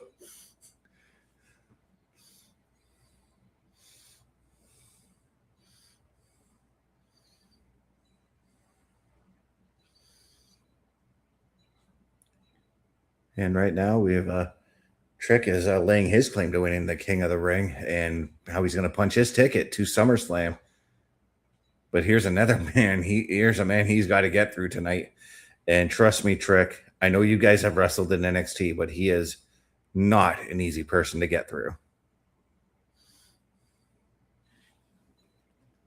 That is not the same Braun Breaker you wrestled in NXT. No, this is a more dangerous Braun Breaker.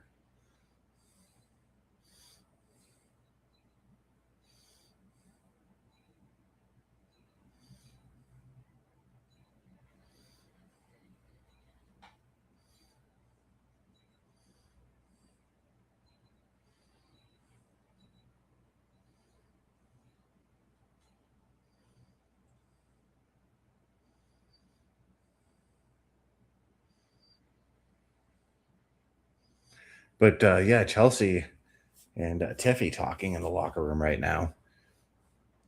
Chelsea's really still trying to champion wanting to be teammates with Tiffy. She seemed to be kind of like, I see your point, but I'm not quite ready yet. Yeah. As we got the Irresistible Forces making their way out. Lash Legend, I should say. She's got a match coming up right now. Yes, as Chelsea just said, I could use your support. I have to go out there right now. Maybe we do see Tiffy show up. I have to wonder, does this maybe become a spot where you could bring out a Jordan Grace? That's a possibility.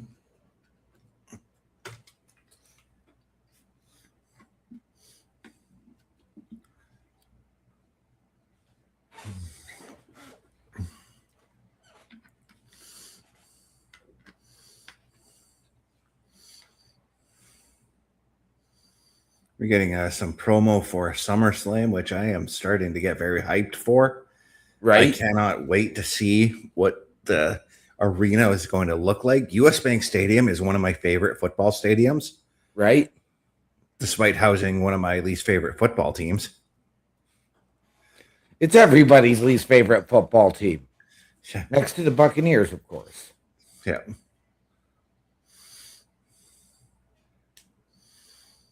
But I will credit the stadium because I do love that stadium build. I've seen inside tours of the stadium on YouTube, and it's a stadium I would visit. Yes. I would gladly visit it.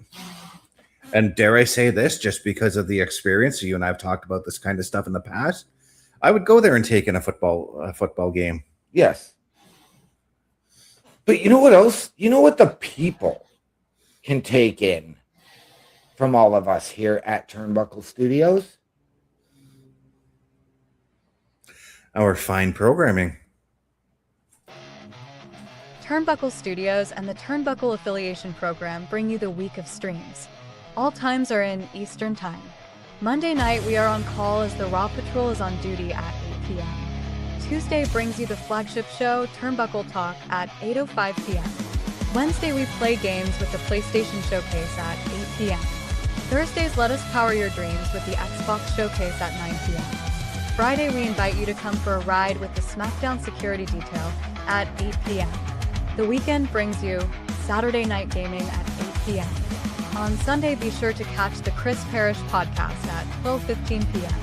And later in the day, the Locker Room presents Wrestling Recap delivers at 7 p.m.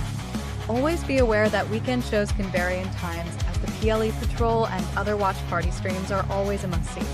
Be part of the shows and join the chat every day and watch all of the latest episodes on turnbucklestudios.org/shows. And please do not forget to drop a like, follow, and to subscribe to all of our channels, and when the time is right, all you have to do is tap in. Once again, ladies and gentlemen, turnbucklestudios.org is your home for the Turnbuckle Affiliation Program. And there it is. There is something for you each and every night of the week right here. And we want you to meet the team behind those shows. Mr. Best, myself, Bubba Duke, Logan Thompson, Chris Parrish, and the Godfather himself, Carl Carafel. Click on our individual links to get our socials and watch our latest weekly live episodic program. All of that and more at turnbucklestudios.org. Okay, so during that, I got a commercial break. Did you? I was in a commercial break. Okay. So right now, I'm looking at Blake Monroe. Yep. Are you? Okay, good. Because we're getting a promo package for her. And I don't know why, but for some reason, during that Rhea segment, I thought Blake Monroe was going to come out there. No, I didn't. I didn't think there was a need for it. But I found it funny that they had her on a couple of weeks ago chatting with Chelsea Green in the back in a backstage segment, and then nothing. And now we're back to these coming soon. But I'm wondering, because this has to be sooner than later. Well, I think they're doing this because she's not on the current European tour. But she was there just 2 weeks ago. We weren't in Europe 2 weeks ago.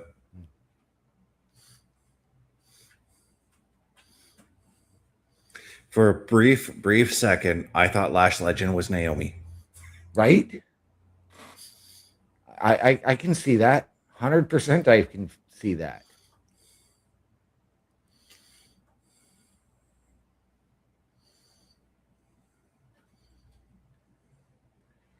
Now, there's still weird seeing Chelsea come out here by herself.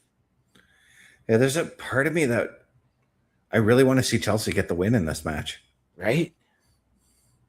I kind of want to see her pull off the upset. Right?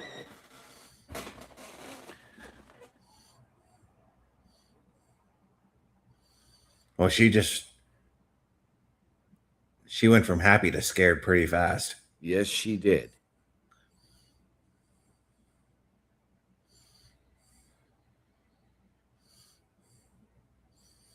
Sticks her tongue out at her.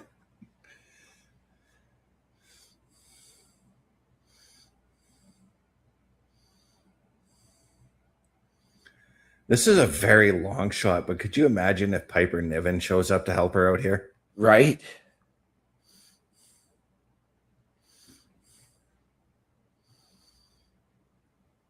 Oh, Lash, maybe you shouldn't be laughing, because if you start toying around like this, you could end up taking the loss.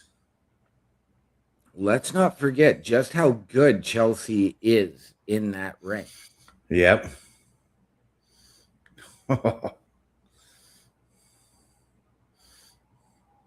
Keep teeing off on her, Chelsea. Do that too. Lash is chasing her around the ringside area. Oh, and she just got cornered by Nia Jax. Yes, she did.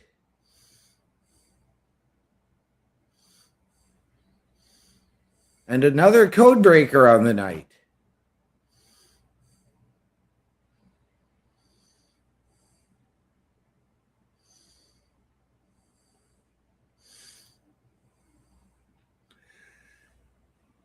Yeah, now Lash is just woman handling Chelsea Green right now.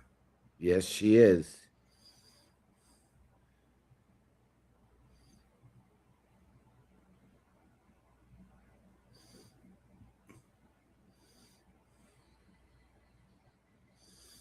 But Chelsea being the fighting woman, kicking out of that big splash there.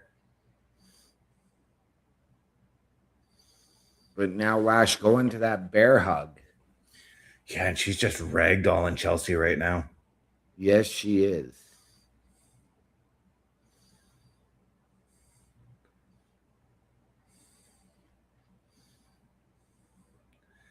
Oh, and now Nia just picking up a few of the scraps that Lash has left there.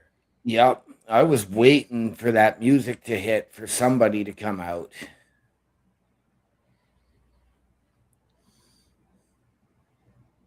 Lash blocking that sunset flip attempt. And what a pump kick. 1, 2. Oh, I thought That was a very, very lax cover on the part of Lash. I didn't think that the pinfall was going to happen. I didn't think we were going to get as deep into that pinfall as we did.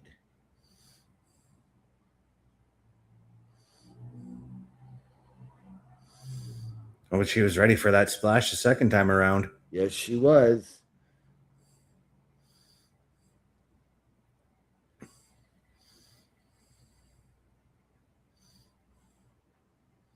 I thought she was, when she was in the corner, I thought she was trying to get ready for the Rough Rider there.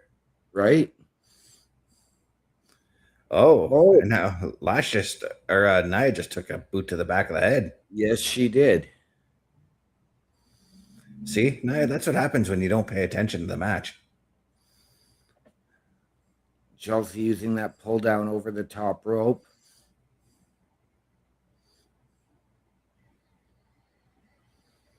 Maybe telegraphed that part a little bit too early, but Lash going over the top rope.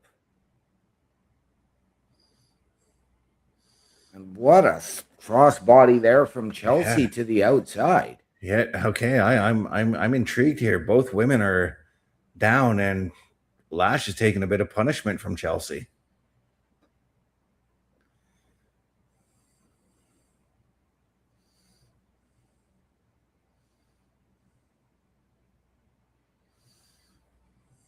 What a drop kick from Chelsea Green. Too sloppy of a pinfall there, Chelsea. Yep. You're going to pin a woman like that, you got to put all your weight down on her to make sure she stays down. But now Chelsea looking for the unpretty her. But Lash is really fighting out of it. This is an interesting that was an interesting way to battle for it. Yeah, what a counter from Lash. And yeah, that's going to do it. The Lash extension, I guess we'll call that. That's what the commentators are calling it. Oh, perfect.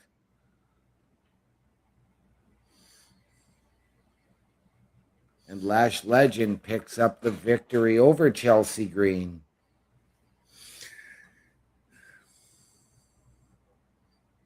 I got to wonder what Chelsea's going to have to say to Tiffy about that. Yep. But no post-match beatdown. I don't think Chelsea needed one. So, yeah, I got to wonder what Chelsea's going to say to Tiffy about that. Is she going to pin the blame? Even though when we saw Tiffy talking with Chelsea, Tiffy was hurting from her match earlier tonight. Yeah, and Tiffy said, I have to go to the trainer's room. Yeah. As we look back at the acknowledgement ceremony from this past Monday night, I'm going to take myself just a moment here and run to the locker room. All right.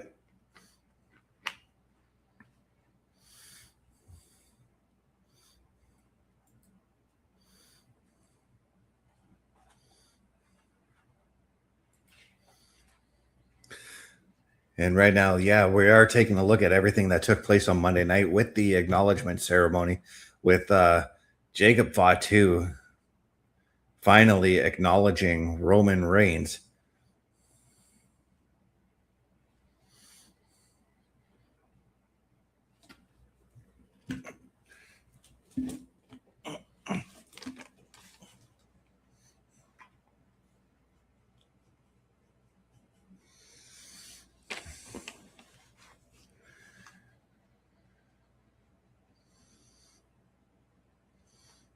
And we're taking a look at how this acknowledgement ceremony came to be with Roman taking the win over Jacob Fatu.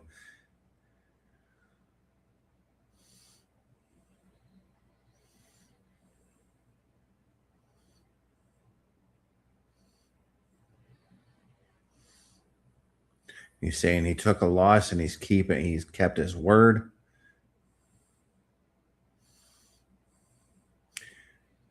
He said, I lost to the tribal chief, and he turned to Jay and said, I didn't lose to your punk. You know what?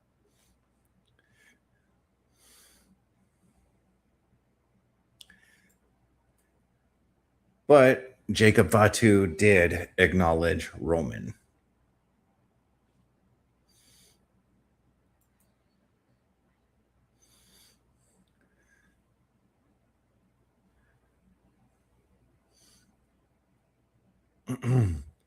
And now we're seeing like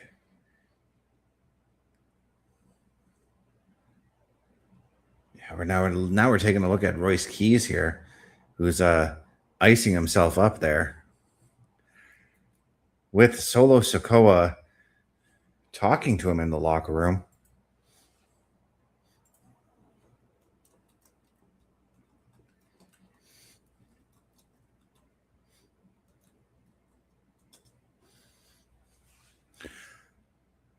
And yeah.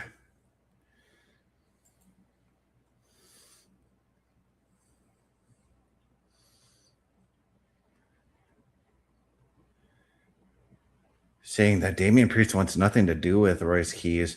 So by the looks of it, Solo is the only family he has left.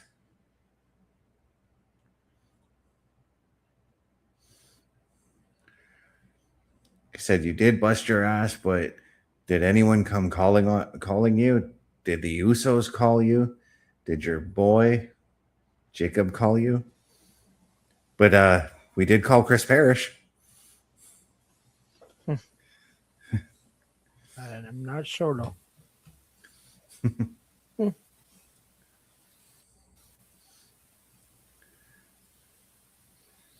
Solo's trying to really lay the groundwork and trying to convince Royce Keys into joining him.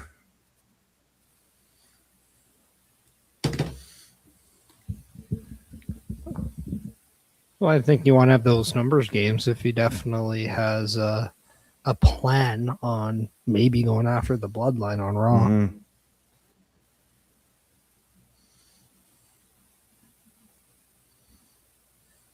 But he's also heard R-Truth's claim earlier tonight about how R-Truth had stated that he and Damian Priest should form a threesome against the MFD as well. Yep. Yeah, and that all depends on Damian Priest on whether or not he will open up his trust Yeah. to Royce Keys, which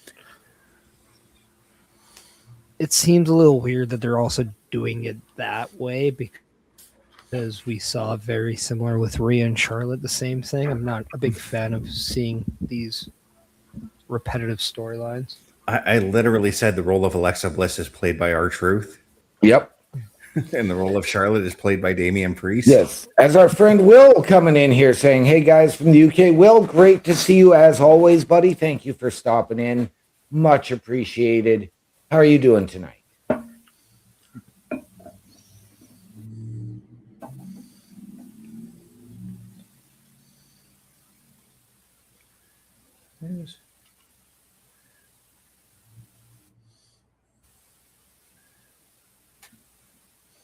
Because right now I am staring at a commercial for Scary Movie.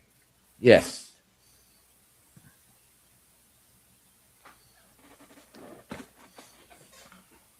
Speaking of movies, at this time tomorrow night, I will be at the movies.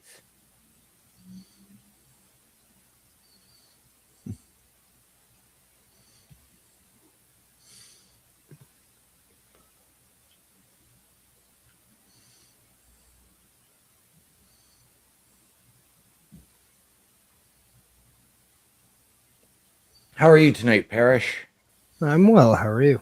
I'm doing okay, thank you.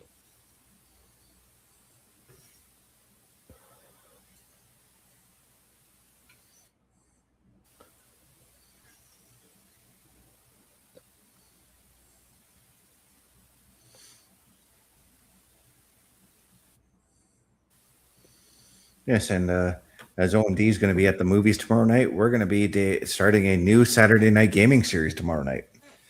But that's neither here nor there right now because SmackDown's on the air, and it's been a pretty decent show so far. Yes. Will saying he's doing well. Guessing we're a fan of the 2 hour soon, and when Braun Strowman's food program starts again. I'm okay with the 2 hours. What I'm tired of is let's go 3 hours for 6 months. Let's go 2 hours for 6 months.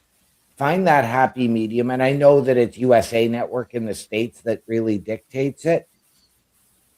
But go to that 2.5 hour like you did with Raw. Find that happy medium. And I do think if SmackDown was to ever go to Netflix, like only Netflix, we'd probably have that. Yeah. But yeah, no, that's unfortunately what we get with American cable and the USA Network. They have all the say in how long it'll be. But I'm actually like a fan of the 3 hours. I think SmackDown does a pretty good job of keeping the 3 hours pretty jam packed. And yes. we kind of get surprised with just like in the first hour, things pick up and then you get a match later in the show. I miss that from the old days.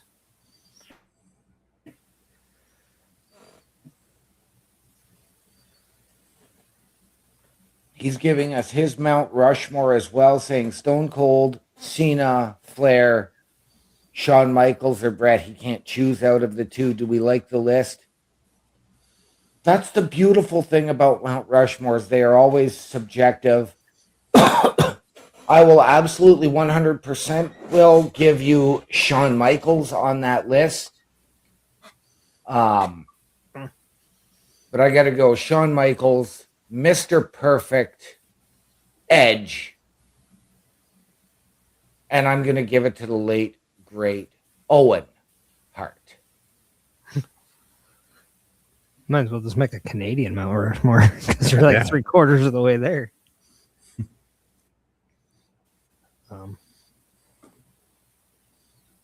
I mean, having an own personal one and kind of like, if I was going to say like the needle pushers of the world, I mean, I think you kind of have to go as much as I don't like him very much. But I mean, Hulk Hogan, Stone Cold Steve Austin, they were pretty big needle pushers. I would put John Cena on there. And in fact, I'd even go Andre the Giant. So you got your 70s, 80s, pretty much all the way to your 90s, all the way in. I mean, you really can't, like, those are the biggest draws back in their time frame. Absolutely. But, I mean, that's not my personal one. That's just, if I was making one, like, you can't replace those people and have the business where it is today. Not at all. I would take like the needle movers list that you just made there, Parrish. I would take Andre out of there and I'd put Bruno in there. Yeah?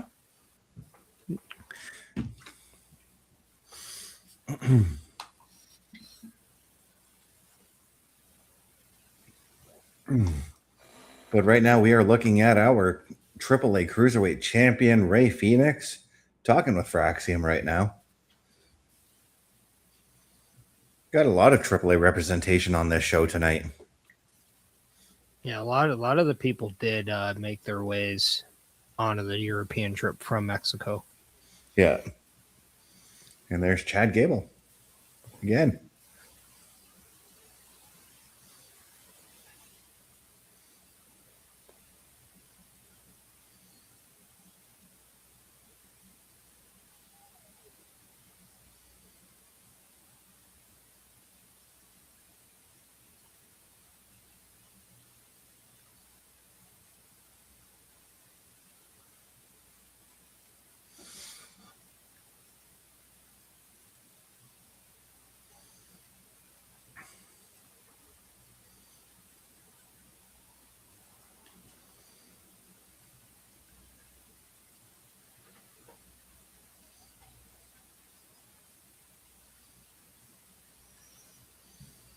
It looks like Chad Gable is trying to apologize to all the luchadors.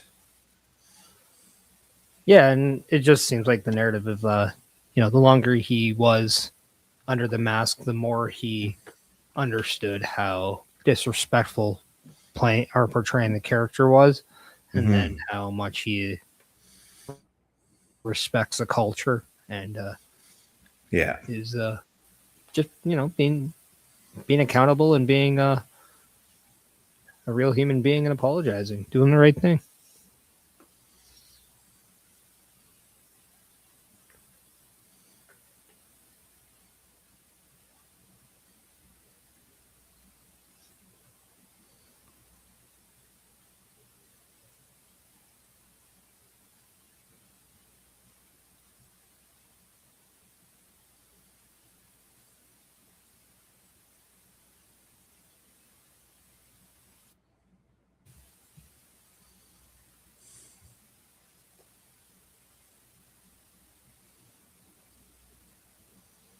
Okay, so it looks like we are getting a Cody and Gunther rematch, but next week we will have to wait for what that stipulation is because Gunther had said he has one condition as far as this rematch goes.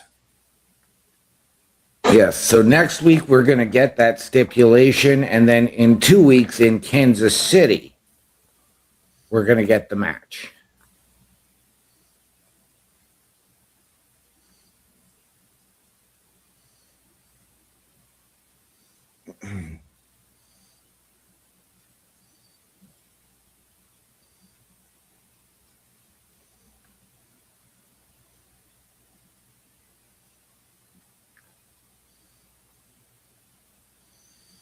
But right now it is fatal four-way time as Damian Priest is making his way out. I call this the champion's fatal four-way Yes. because everybody has a championship in this matchup.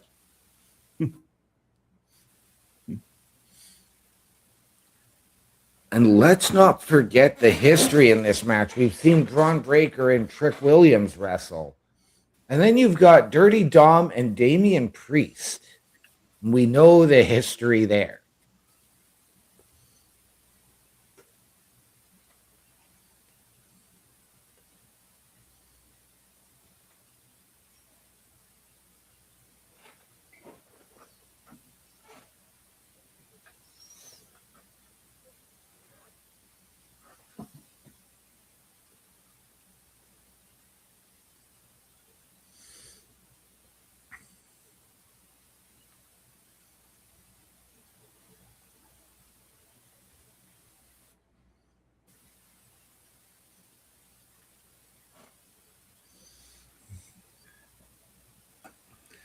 As we were just looking at the live tour for Mexico coming up. Yes.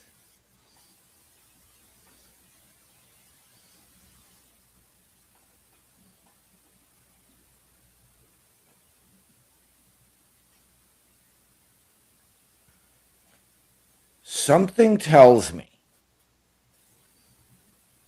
that we are going to be not getting Cody and Gunther on the 12th or in 2 weeks in Kansas City. I think you're going to wait. Oh, no, it's July. Never mind. I was thinking June. I was thinking we were going to wait until Saturday night's main event, but that would be over a month.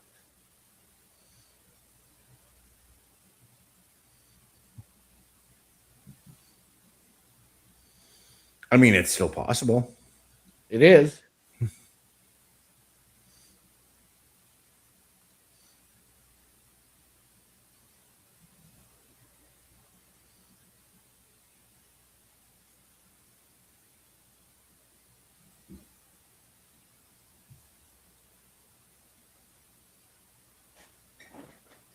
Does this become a situation where maybe Gunther is going to choose the official for the match?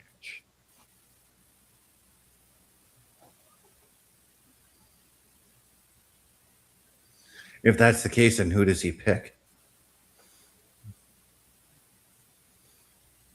I don't know.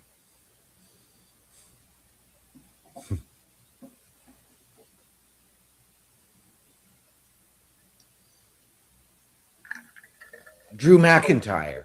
Or will we have a special guest referee? And that's where Sami Zayn interjects himself.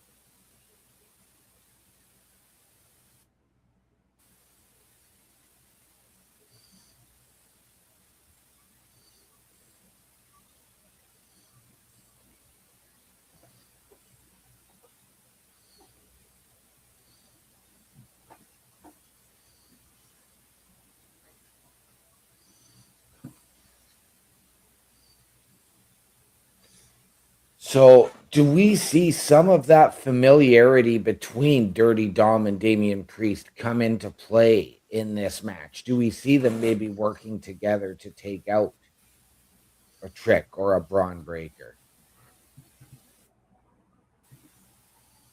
I mean,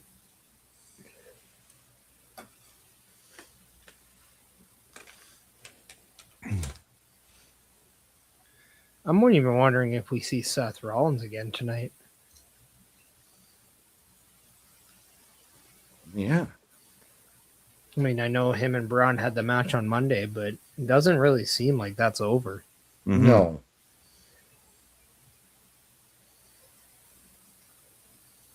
And if we do see somebody like Seth come in, I get a feeling that that's where Dom sneaks in and steals the win. Okay. I mean, we've already had Raquel Rodriguez advance in the Women's Queen of the Ring tournament.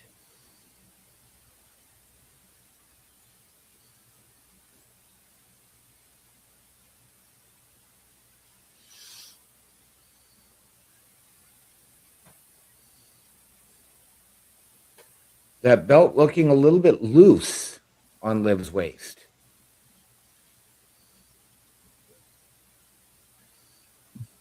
I was gonna say the Dom's belt looks pretty good, and I don't mean the AAA Mega Championship.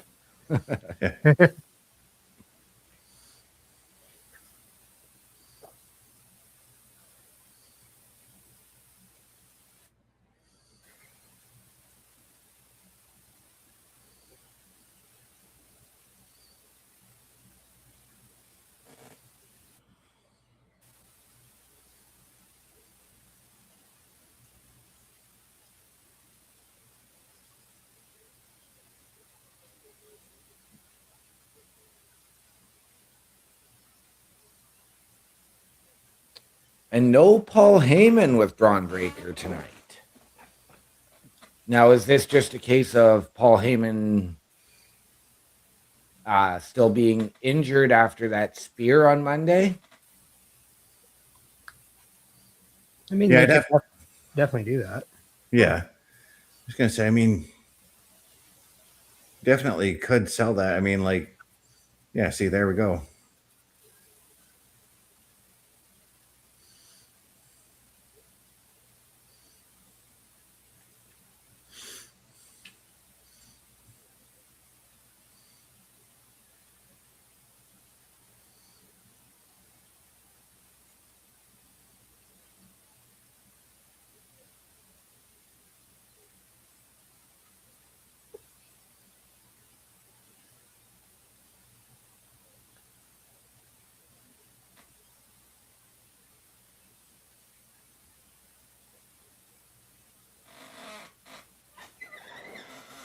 But I mean, we do got to remember though, as we saw earlier in the show, JD McDonough is backstage. Yes. Yep. He very well also could play a part in this match, and we may not see much interference from respective feuds other than just respective help. Yeah. All right. And we know that Raquel Rodriguez is there as well.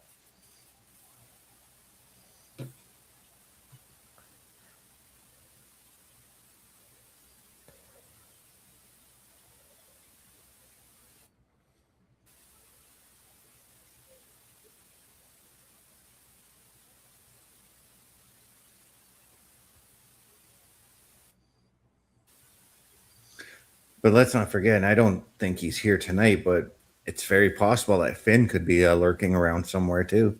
Yes, it is.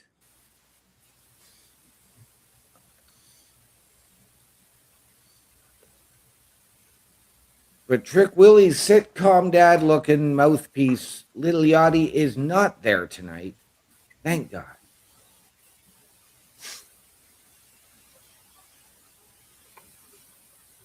I really don't dislike Lil Yachty. I just think it's not needed if Trick William is a babyface. Like I feel like that act was supposed to be the heel thing, but like obviously the organicness of Trick just becoming popular and the feud with Sammy just kind of turned that differently. Mm-hmm.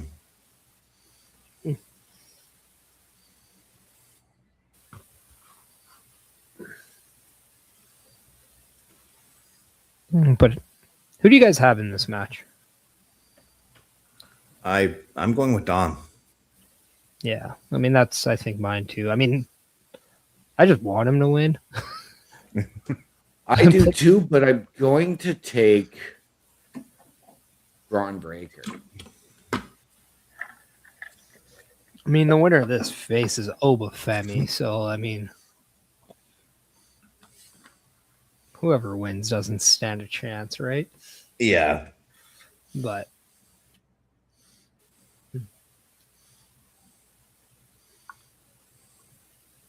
at the same time, though, I mean, we've been hearing that, or at least the rumors are going around that, you know, there hasn't been much direction for Dom.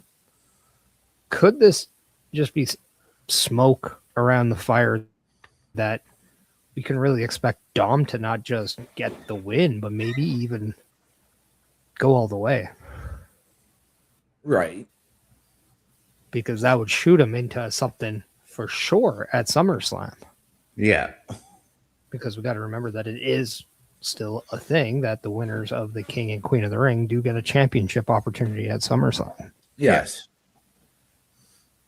And I'm going to go against the conventional here. And I'm going to be honest, is I don't think that Oba needs the King of the Ring. I think we're still going to get Oba Brock at SummerSlam.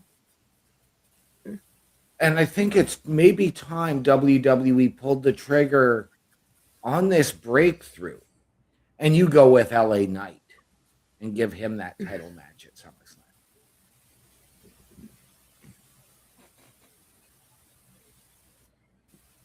I mean, I just want the King and Queen of the Ring to go back to acts that need the elevation. Yeah. And the one, like, and I understand it because we go all the way back to when Brock Lesnar won it, and it was just a way to have him and Rock at SummerSlam that year. Yes. And I still will go down saying that might be one of my favorite SummerSlam one night shows that year. But you can make the same claim for Oba. It's just an excuse to shoot him up there. So by the time the Royal Rumble hits, by the time next year's WrestleMania, he's a bona fide main eventer, not just somebody on his way up. Yeah. But I mean, I still like the, hey, let's see what we have in this guy. Let's give him an opportunity and let's see what they're made of. And now we know what, you know, what needs to be for the next year or two. We know what to work on. Like, it's a good idea. Mm-hmm. You might even be surprised of what you get. And I kind of like that as well. Yeah, that's kind of what they did with Edge when Edge won in 2001. I mean, granted, he didn't get hot-shotted to a main event, but afterwards they saw the star that they had in him and just built him up over the next 4 years.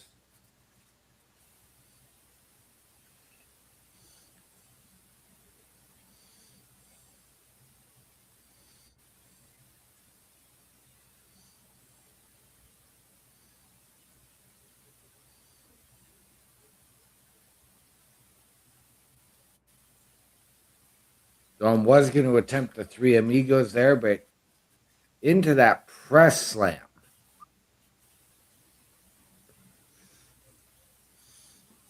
That was quite the landing too. Yes, it was. Now, correct me if I'm wrong here, but wasn't Braun Breaker the Intercontinental Champion when Dom won it? Yep, he pinned Finn Balor in that Fatal 4-Way. Yes, Yeah. it was.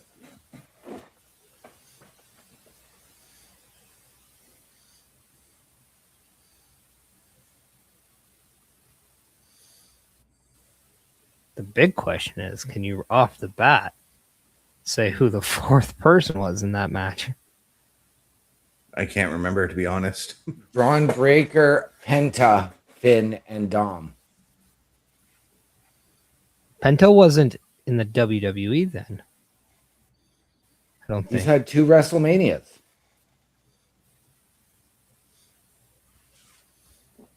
But I don't think he was in that match.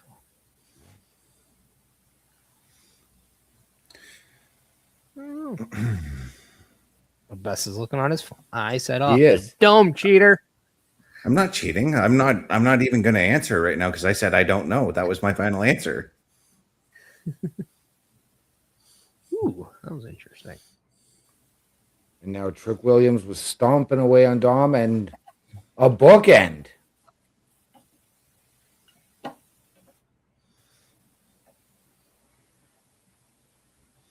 So is that 41 or 40? I'm now confused on my ear. Was that That 41? was 40, right? Well, this was 43.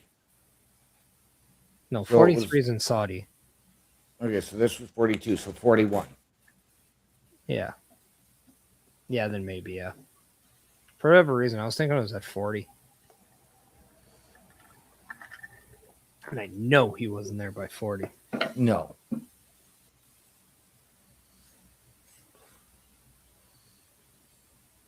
I think you might be right. I do have the answer. So Well, don't keep us in because you were suspense. looking it up. We could tell. yeah, I wasn't going to answer because I said I don't know. That was my final answer. But yeah, OMD, you were just right. said that so you can look it up. Yes, there's a first time for everything today. Yeah, and that might be the last time too. Today.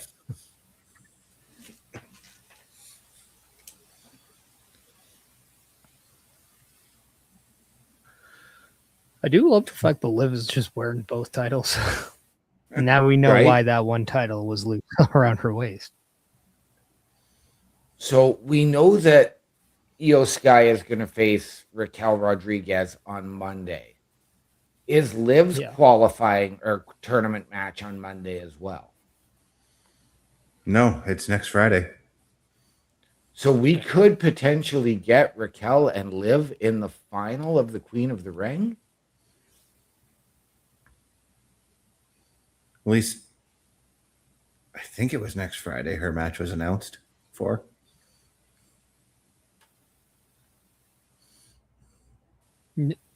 Well, who's in the match with Sol Ruka? Oh, good question. They did announce it earlier They tonight. did Sol announce Ruka- it earlier. The Sol Ruka one is on Friday next week. Yeah. Give me one moment to check that out. Because they did announce it earlier They tonight. did. Yeah. And Liv distracting the ref. Braun Breaker is up. Because I know Liv is in with. No, it's on Raw. It is on Raw. Because Yeah. Morgan's in the match with Alexa Bliss. And yeah, that one's on Raw. Okay. I also remember because when I did the description for the Raw room, Because next week it's Sol Ruka, Lyra Valkyria, Charlotte, and Jade. yeah. But right now, Dom is about to hit that 619 or take a fist from Damian Priest. Yes. Who eats the spear from Braun Breaker. Dom tried to capitalize. Braun eats the trick shot. Oh, Dom pulling the ref out to save the match. What a move.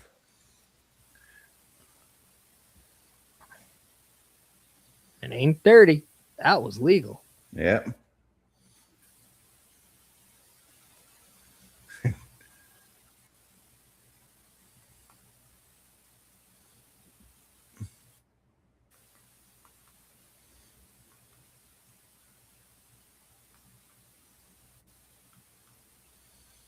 Going through the table, Braun and Trick go.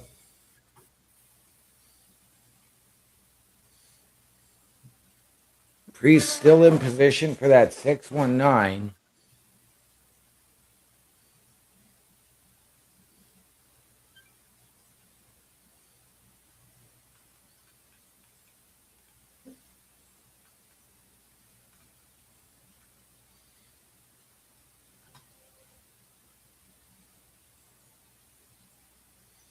When the straps come down, Damien looking for the South of Heaven, perhaps?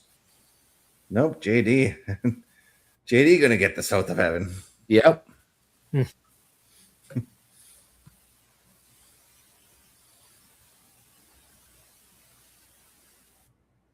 And there's Liv with the low blow. No, that was a chop block. Yeah, I think she went for the low blow.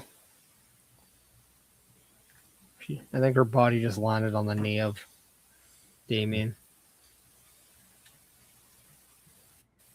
And Dom taking the win. Wow. And you have to wonder if it's Oba and Dom. This may not be as clear cut as we think. No, it may not be. We're about to find out. It's going to be Oba and Dom.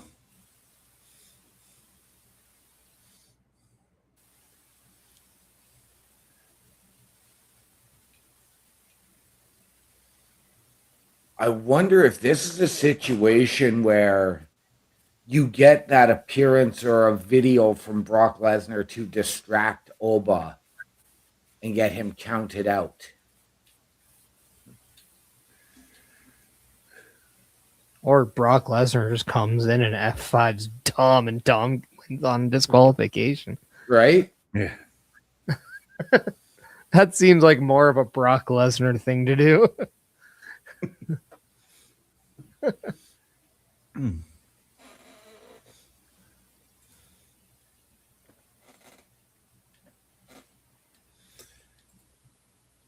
So that does it for SmackDown. Yes. Yeah. But that was a pretty decent show. But as we're gonna scroll our website on the ticker, let's go around and give our thoughts on tonight's show. And I want to start with you, OMD. Very solid show. I know, again, I missed the first 20 minutes. Again, nothing to really stand out other than, the sort of the surprises. Because, I mean, neither of us had Raquel picked to win the women's Queen of the Ring. I know you guys had Dom picked. I had gone with Braun Breaker. But still, just the way they told those stories and the consistency of the show. And the lack of commercial breaks that we were interrupted by until the latter part of the show. Mm-hmm. But solid show. It gets the build for King and Queen of the Ring and Night of Champions. I just wish we would have gotten a little bit more on Night of Champions and what was going to happen there. All right. And how about you, Mr. Parrish? Yeah, I think I can speak for just everyone. It's nice to see Chad Gable back. That, I think, more. Not to mention, we're seeing Chad Gable. We're seeing the War Raiders show up on SmackDown, and we know Finn Balor is on SmackDown. So SmackDown getting a facelift, and just now another team that's viable for the tag titles. I definitely could see the War Raiders becoming those tag champions. But I think I'm very much just looking forward to see where this is all going, because I know these shows are really being derived by the 4-way qualifiers for King and Queen of the Ring. Mm-hmm. But we need to see what's happening next.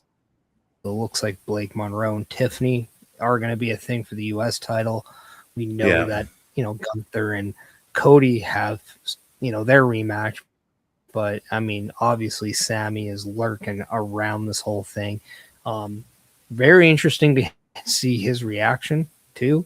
It was more positive than the negative that he's normally getting. But also, you have to wonder how he is going to snap, as we've seen him and Nick Aldis still butthead. So I think I'm just curious to see where this is leading to. And that's why I don't mind these kind of episodes, because you need them to really get those stories going.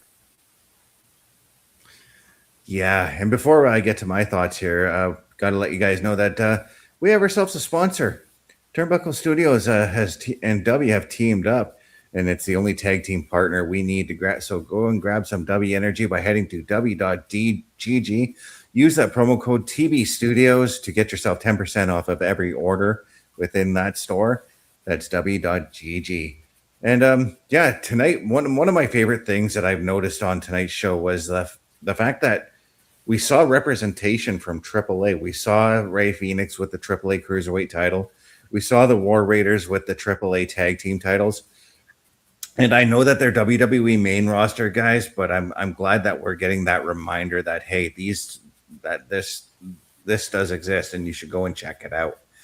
I'm very intrigued to see where the War Raiders do go with their because they did challenge R-Truth and Damian Priest, and I believe they said they want to do it as a title for title. So that kind of intrigues me if we do go that way. But as we head off into the sunset for another SmackDown, OMD, what are those famous words we go out on? Ladies and gentlemen, as always, we would like to remind you the world is better with you in it.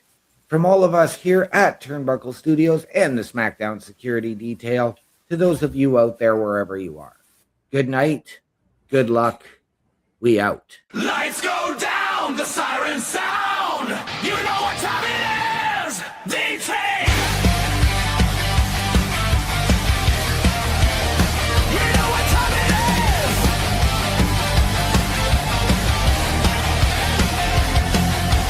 Steel in our veins and fire in our eyes. When chaos rises, we're the last line. Step in the ring, step into the fight. We keep the order on a Friday night. When the crowd gets loud and the tension's high, you know the Guardians have arrived. We are the silent security.